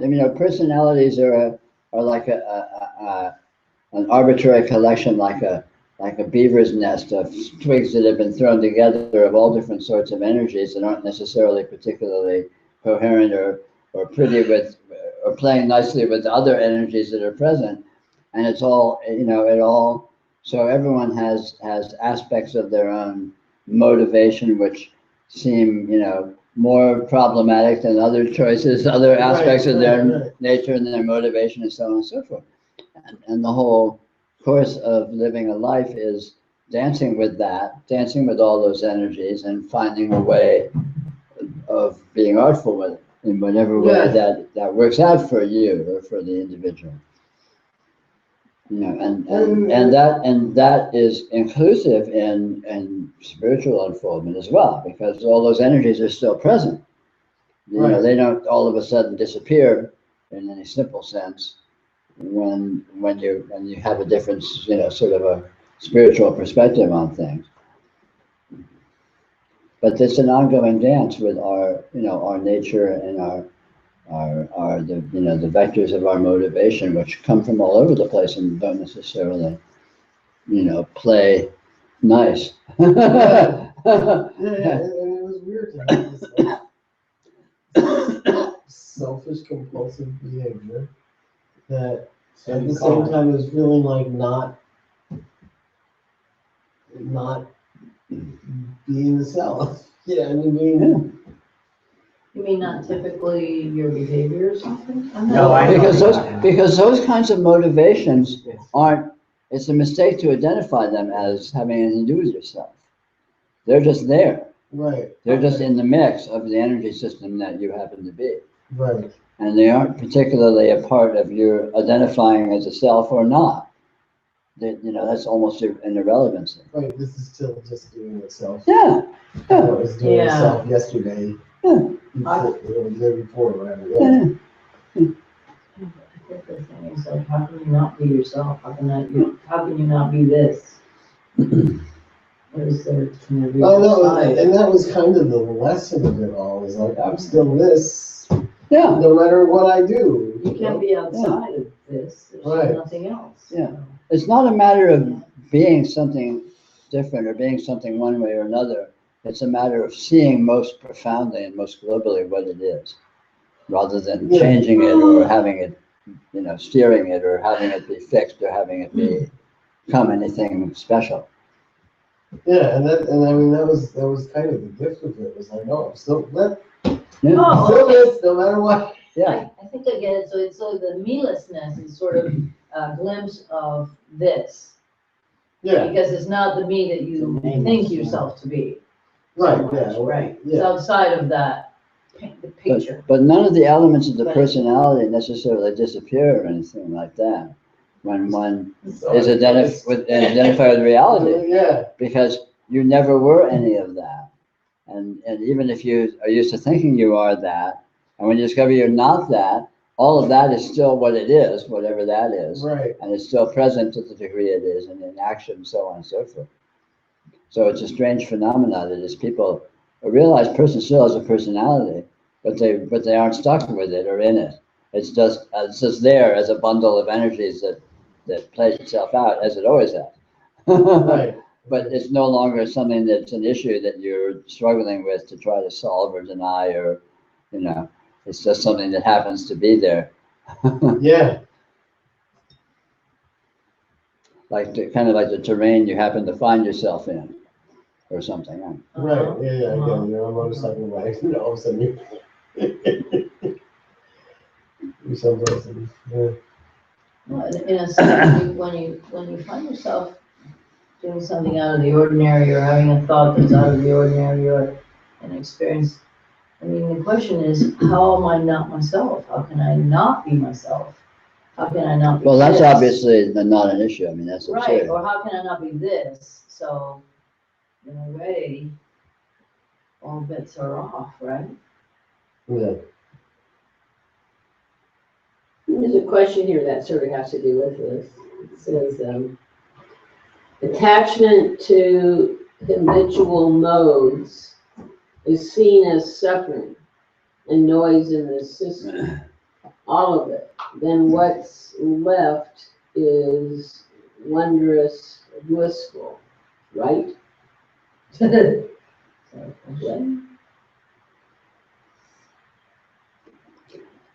attachment in that context is misidentification, supposing you are it and supposing you're stuck with it. When you discover that in actual fact you are not these energies and you're not stuck with them, they just happen to be present to a small degree, as all energies are present to a small degree, then that of course is relatively blissful, because these things are in no way a limitation. They're just qualities that happen to be present. They're qualities of the light show that happens to seeming to be showing up. Yeah, because some habitual modes are Habitual modes pleasant or habitual happy. modes are irrelevant. The problem is thinking that you are them or are stuck with them, Right. rather than seeing the actual fact, which is these so-called habitual modes are just energies, patterns of energy that happen to be appearing due to your karma, that mean nothing and that are not you any more than any energy is you. They're no more or less you than the clouds in the sky are you, or the sun shining down are you. I mean, clouds in the sky are just, I mean, They're there. where the clouds start and. They're there if they're there, Yeah. and what does it have to do with anything? And the same with personality energies or what have you. They're there if they're there, and what's that have to do with anything? It's just energy manifestations occurring in infinity, which is all we got. So where does this suffering come from? Suffering comes from the mistaken notion that one is these partial conditions. Well, first of all, that these partial conditions exist in the way that you imagine that they do. Second of all, that you are them and are stuck with them. And third of all, that is unacceptable, and you have to, you urgently need to do something about that. Neither of those three is true. One, you are not actually in these conditions. Two, they are not what you think they are. And the third one, whatever that is, whatever I said. Right. Whatever you yeah, said. and so therefore it becomes irrelevant whether or not there's acceptance, because that's just another energy presence. And Yeah. who cares? My personality is a certain way and I don't like it. It's like, okay, so what? So there's that. That's on the table. It's like, oh yeah, so what else is on? What's on TV tonight?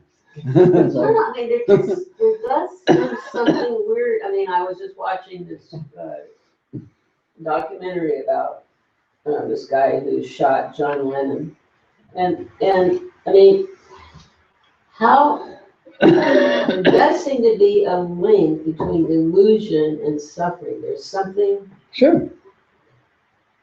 Because delusion is believing in apparent limitation. Ah, there you go, limitation. Because what I Or was trying to identifying say an is you apparent could be limitation. delusional about being totally happy. Sure. That that doesn't last very long, and then. I'll speak for yourself. Well, some other delusion just turns up. Yeah, something else. Well, first place, yes, but. It was delusion. The operative factor is believing in it, identifying with it, thinking you are it or thinking you're stuck with it. That's the problem is not the condition. The problem is that believing that you're stuck with it. That is the issue.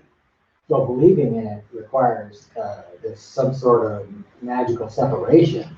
Yeah, well, it implies all sorts of things which are all don't actually exist and all have to be fantasized into existence.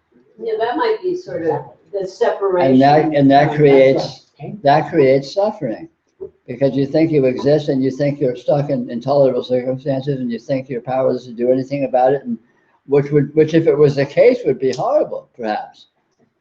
But it's never the case, because something like that cannot exist, because what anyone is cannot be stuck in conditions, because conditions are stuck in them. They're not stuck in conditions. Conditions appear within you. You are never in conditions. That's the fundamental fact. And so, when you see that, so something's appearing. It's like, okay, that's weird. Maybe I don't like it. Maybe I wish something else would appear. A, it will. B, it is. And C, you aren't in it anyway, so who gives a shit? And whatever is appearing is already gone. Yeah. And its apparition is gone. And even before, it's like you said, even before it appears, it's not appearing. It's not anything.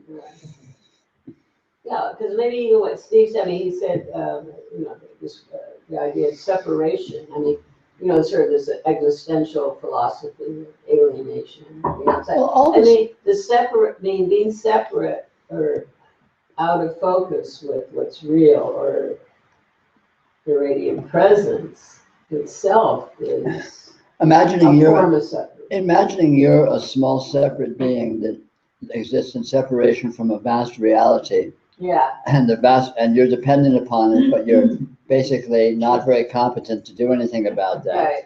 You know, it's a hellacious scenario, but it's just not the case. You know, and it's discoverable that it's not My the case. favorite Puritan preacher, Jonathan Edwards, he's like the first evangelist.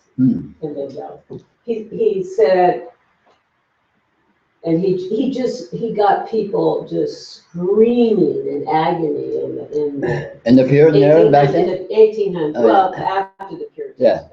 But, you know, you hang like a spider over a thin web, over the flames of hell. I mean, it was just, I just Fire and love brimstone. that image, you know, I mean, yes, that could be true if I really was a little spider. Right. If it was true, that would be true, and it would be horrible.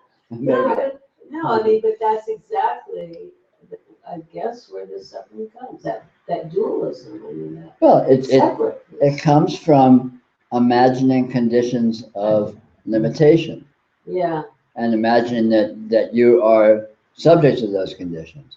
And neither of those actually exist. There are no conditions of limitation, and you are not subject. You couldn't be subject to them even if there were. right.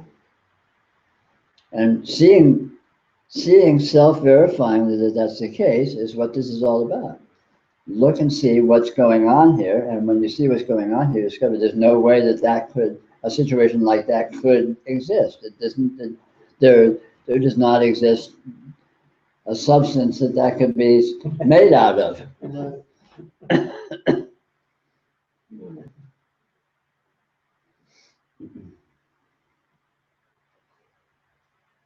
It's amazing that the world can seem so solid, and the whole thing is just a whisper, Yeah, of course. nothing. It is amazing, yeah.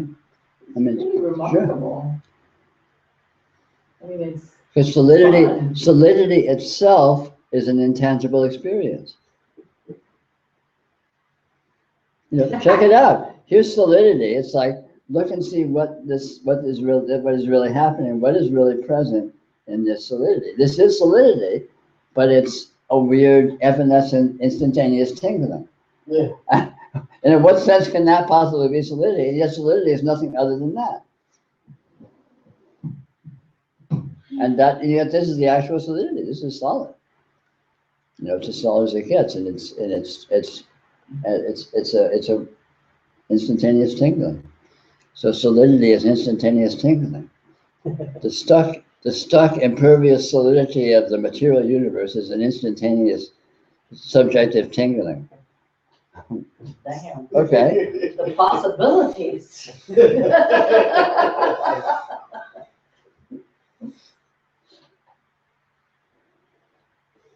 Right, so you got that. You got that going for you. And so then you throw the cup on the ground and it breaks into pieces. Yeah. But that's then just a bunch of sound and fury. Yeah, right, it's sound and light. All right.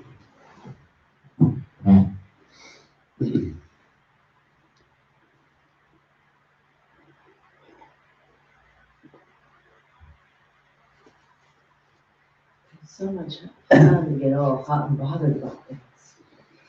Apparently. Oh, there's apparent pain. Yeah. It's not very apparent when it's happening. It's like, You know, ow! the interesting thing about pain, I'm learning from because I do a lot of pain management stuff in hypnosis, is like 90% of the thing, like the brain, 10% of pain is like you're getting sent a signal from your brain, and 90% of the brain, you're sending the emotional reaction to what happens.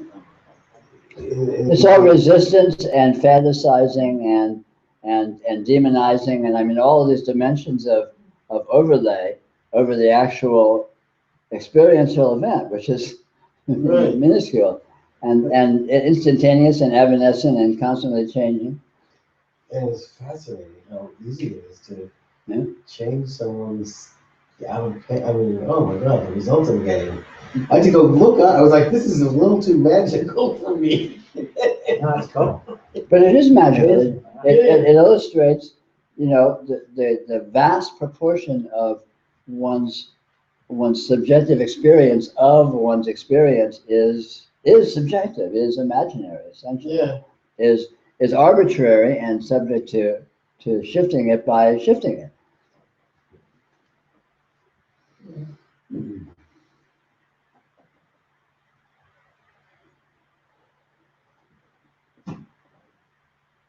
And the same applies to sense of self, the same applies to sense of embodiment, the same applies to, you know, sense of being in a situation. I mean, all that stuff. You know, it's all the sketchiest of stick figures that are fleshed out by fantasy and imagination and projection and emotion.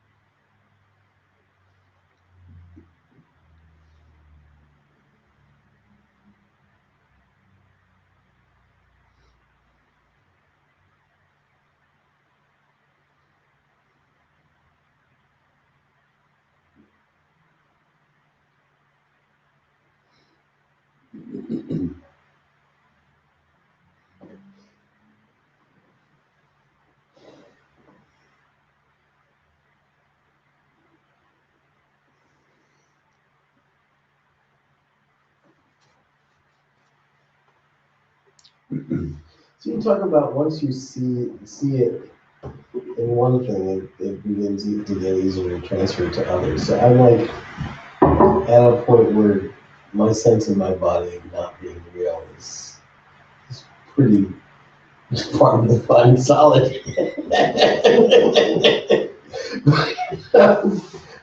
And I do have a little bit of sense of the dreamlike quality of everything else, but it's definitely everything else seems more solid than this.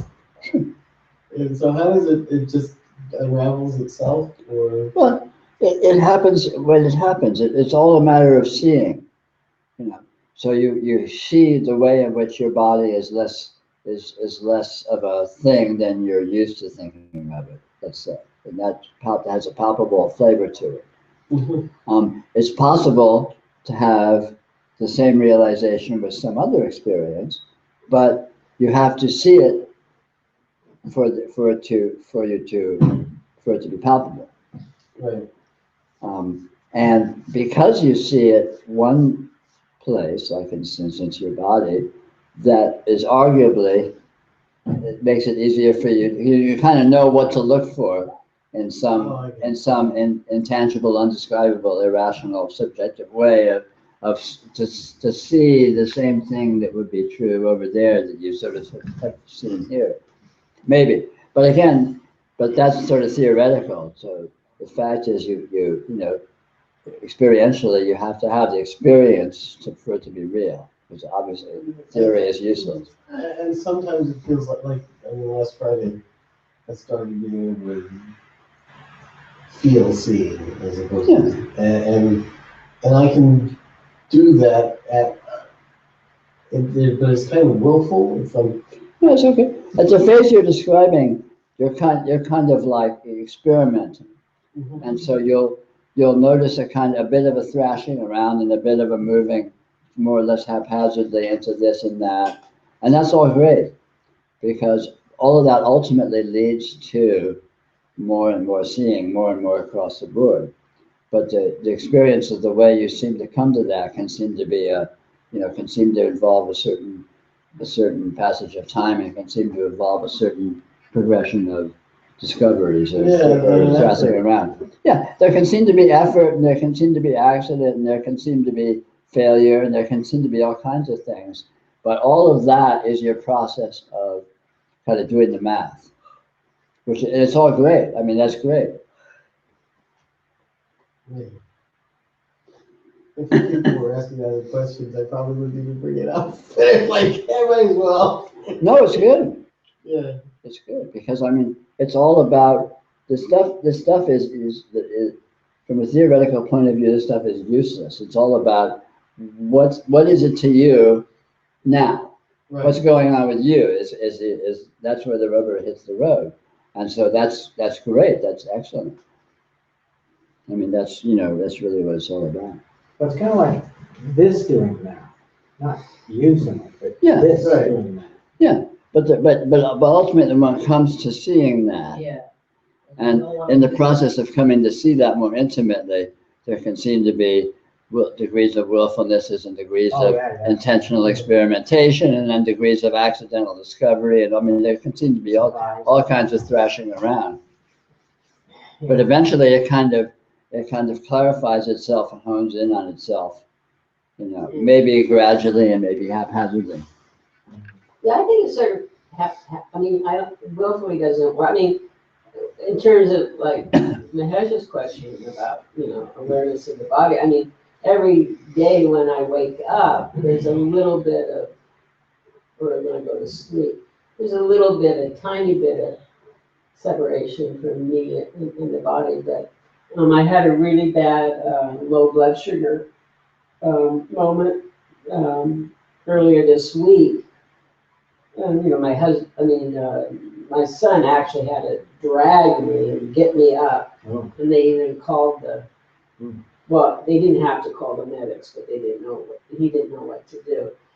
But the coming to, my body, or myself, was a very slow process. I mean, it's sort of like if you've been, like when you had anesthesia or something. Sure. It was very strange. Mm. But that, I mean, totally has influenced me all the rest of the week, just with that sense of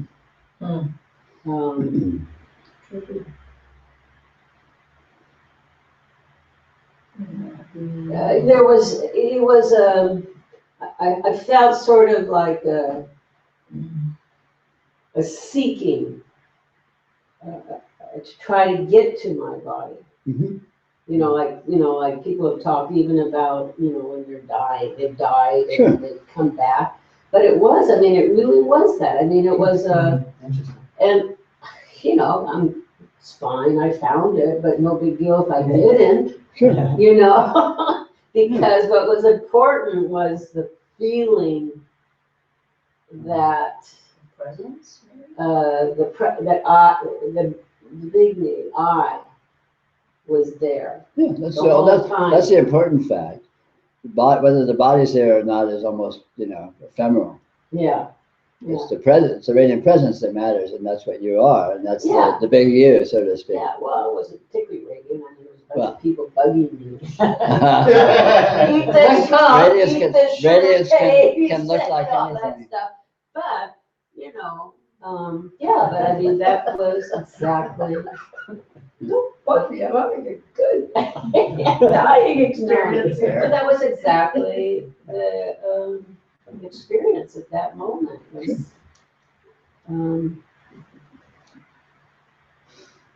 and I didn't, I was joking when I said, people were bugging me. But there was that another real sense of me trying to get to my body. Sure. Well, an element in this general theme, and particularly in terms of what Mahesh brought up, is in one sense, there's perhaps a way in which you're kind of thrown into various perspectives, but in another sense, there's a degree to which you can navigate these kinds of perspectives. And sort of dancing with those, the coexistence of those two is what the experimentation looks like. So you, in other words, you may find yourself in a perspective, and particularly in terms of your orientation to your body, where you're less oriented or more oriented or whatever. But whatever is going on, you also have a degree to which you can steer that and be with it differently. And generally speaking, this ability to, both of these sort of vectors coexist continually. But in general, the degree to which you can navigate can seem to increase. I mean, it's very easy to be in my body and really feel like I am my body in the sense that I did when I was, when I was much younger. Or it's very easy for me to go completely where I don't even, I have the very sketchiest notion that there is such a thing. And I can kind of place myself in these different perspectives pretty easily. But the process of coming to that, like kind of like you're describing, where you can see it here, but you can't see it there.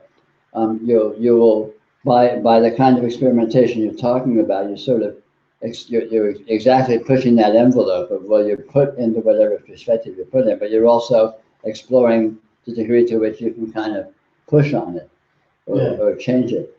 And that pays off. I mean, that very, that dancing with the juxtaposition of those two qualities pays off and just keeps sort of growing and expanding. So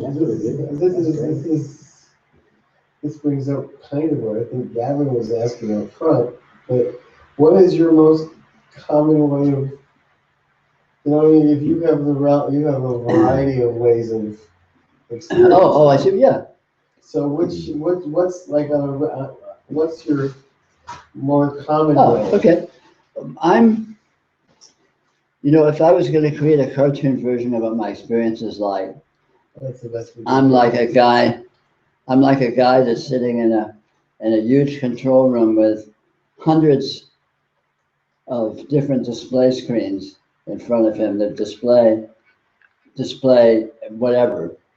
Display situations from drastically different perspectives, and I kind of dial in to whichever one is convenient at the time. But it's largely not intentional or conscious. It's largely just a kind of a, almost intuitional dropping into some perspective or other. But all the perspectives are arbitrary. None of them are truer than, realer or less real than any of the others. But they're all ways in which this can seem to be that are available. And in actuality, everyone's exactly like that all the time. But most people aren't aware of most people, I think, have a sense that certain displays are more real, more actual, and hence they're more stuck with that. And certain other displays are more tenuous or fantastic or subjective or what have you, and hence less real and hence perhaps less relevant or what have you. But in actuality, they're all equally arbitrary, let's say. Right. And so, often, especially when I ask questions, talk about, there is no hierarchy. Right, there's no hierarchy, there's no more or less real, there's no more or less true. It's just a matter of convenience or taste, really. So in your experience, you would probably experience less hierarchy or? I experience no hierarchy. No. But I go where I go out of my own taste or convenience or what have you. There's nothing to compare anything to, so Yeah. it can't be a hierarchy. Yeah, it's all arbitrary. But the point is, the real, one of the real discoveries is it's a great deal of these different dimensions are actually available And it's just a matter of tuning in. It's a matter of giving it attention, actualizes it. You know, and I think that everyone's doing that all the time. But I think, again, people don't appreciate, I think people are sort of have an addiction to certain modes as being more real, and hence they're invalidating these other modes so they don't let themselves enjoy the fluidity of the mobility. Whereas in actuality, they're all exactly, there's zero hierarchy, there's zero more or less real. You know, the perspective, reality looks exactly the way it looks when you're in deep sleep, and it looks exactly the way it looks when you're wide awake and conscious and focusing. And there's no difference between the two. It looks drastically different in every way, but in actuality, it's the same. One is not more or less true than the other. And I mean, or any example you want to come up with.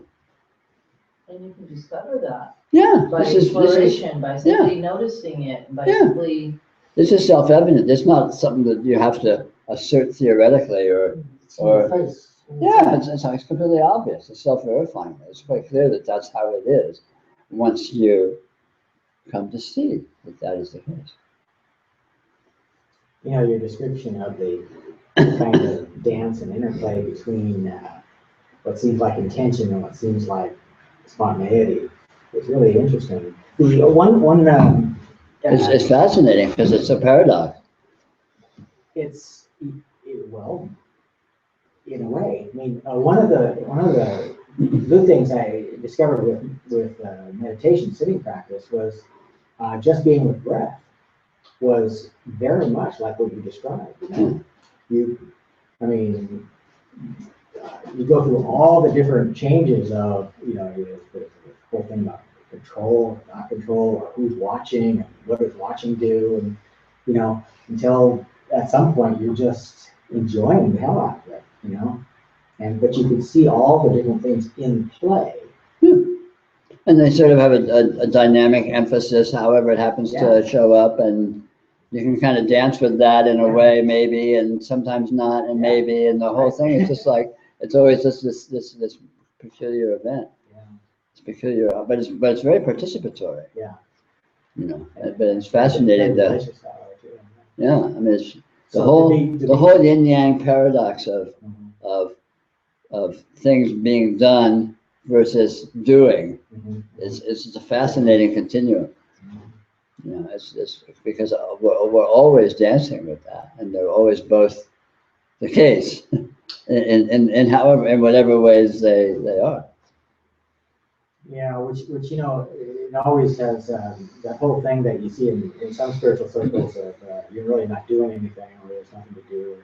I mean, I get it, but it's just it's partializing it. I think it's an unnecessary limitation where it's not necessary. It's unnecessary. Boring in some way. This is more fun. Well, I think it's more true to the way it seems. There's definitely something that seems very participatory. There's definitely something that seems very intentional. Well, it turns out you don't have to call that you. It doesn't. No, it's irrelevant, and it's irrelevant whether it even actually is that or not. Right. But there is an apparent kind of spectrum of being done versus doing, and a kind of continuum in between them that's all very interesting and nebulous and like everything actual, who knows what it really is.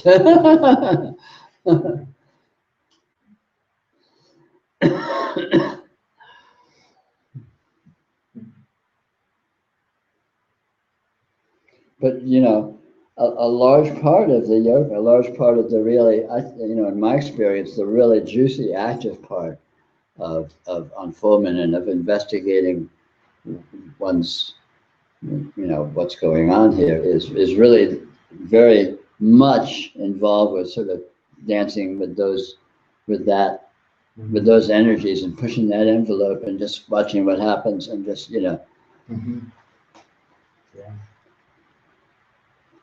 because it's basically an ongoing experiment, and you have to find your own answers. It's not like you know, you do this and you will discover that. It's like, no, do this. You don't know what you're going to find, but it's going to be real, Yeah. you know, and it's going to be mysterious and it's going to be cool as hell, you know. But you've got to kind of do the math. You've got to go the distance. Yeah, and sometimes get the particular impulse that you get to do. Yeah, what exactly. you do. When you find yourself having that impulse, then you dance with it, you know.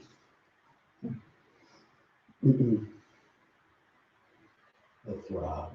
The what? Primal throb, Throb. splenda.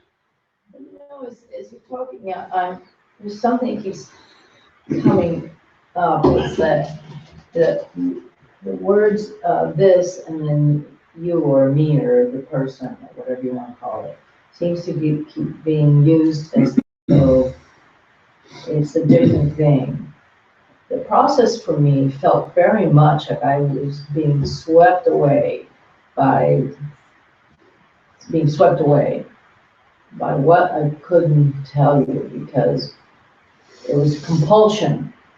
It was like having to breathe and so in the discovery that this is what I am, or what I am is this, is the discovery of being inseparable somehow from Yeah, absolutely. of not having, well, wait, the words will come in just a second.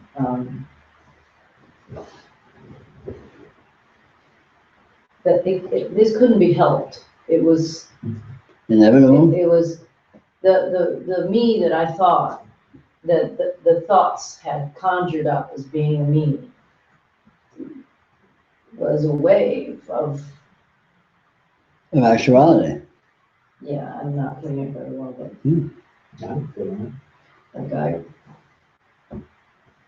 like I've been compelled, like this has been compelled to do this, to be this way, Of course. all of my so-called life, Yeah. in a sense. Well, that gets to the root of this whole issue we're talking about as a paradox or a dance, is that this is both doing what is being done, and this is doing your doing. The supposed You know. not being there. So you know, so all of this vast range of apparent engagement is all ultimately the single and sole self-engagement of reality with itself. And of course, that is the great discovery, that is the great revelation. Well, the feeling has always been that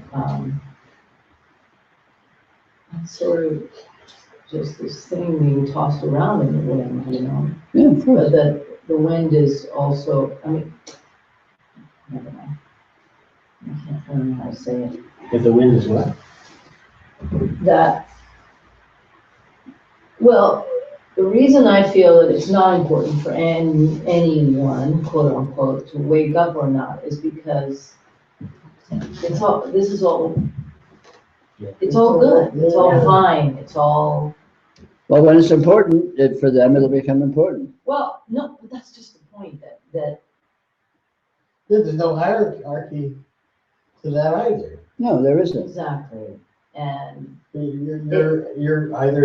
both the There's wind either and being tossed in the wind. apparent awakening or not apparent awakening, but the apparent not awakening is fine. Yeah. It's really okay. In an apparently sucky kind of a way. This is just Yes, I collecting know. marbles as much as anything else. Yeah, Right? It's yeah. like playing marbles and Barbie. That's in a different right. way. That's right. I like Impossible to talk about. I like what you're saying. Yeah. I- Well, sometimes when like someone like Gavin will ask me something and he brings up the heart and I'm going, oh, but how's that separate from my toes? You know, it's like, I have very open toes. My heart is open, but so is my toes. You know, it's like, I don't know. I find it's like Maybe it's just that it feels very, okay, this is the wrong word for it, but sort of intimate. And so the intimacy of it is always there. It is, and that's his cardinal quality. It's And I intimacy feel and its that with actuality. apparent bodies, apparent other people. There are moments when the intimacy is such that they are my brother or my sister, or my Intimacy, loved one somehow. intimacy is absolute. There's Even when I nothing don't but know. absolute intimacy. Yeah, exactly. If you are everything. Yeah, So, exactly. Could it possibly be any That more was my intimate? very first opening experience as a very little kid. I was everything that was joyful somehow. Right. And on Well, that note. it's quitting time, so I'm shutting down. Good night, folks. So you are the one. Oh.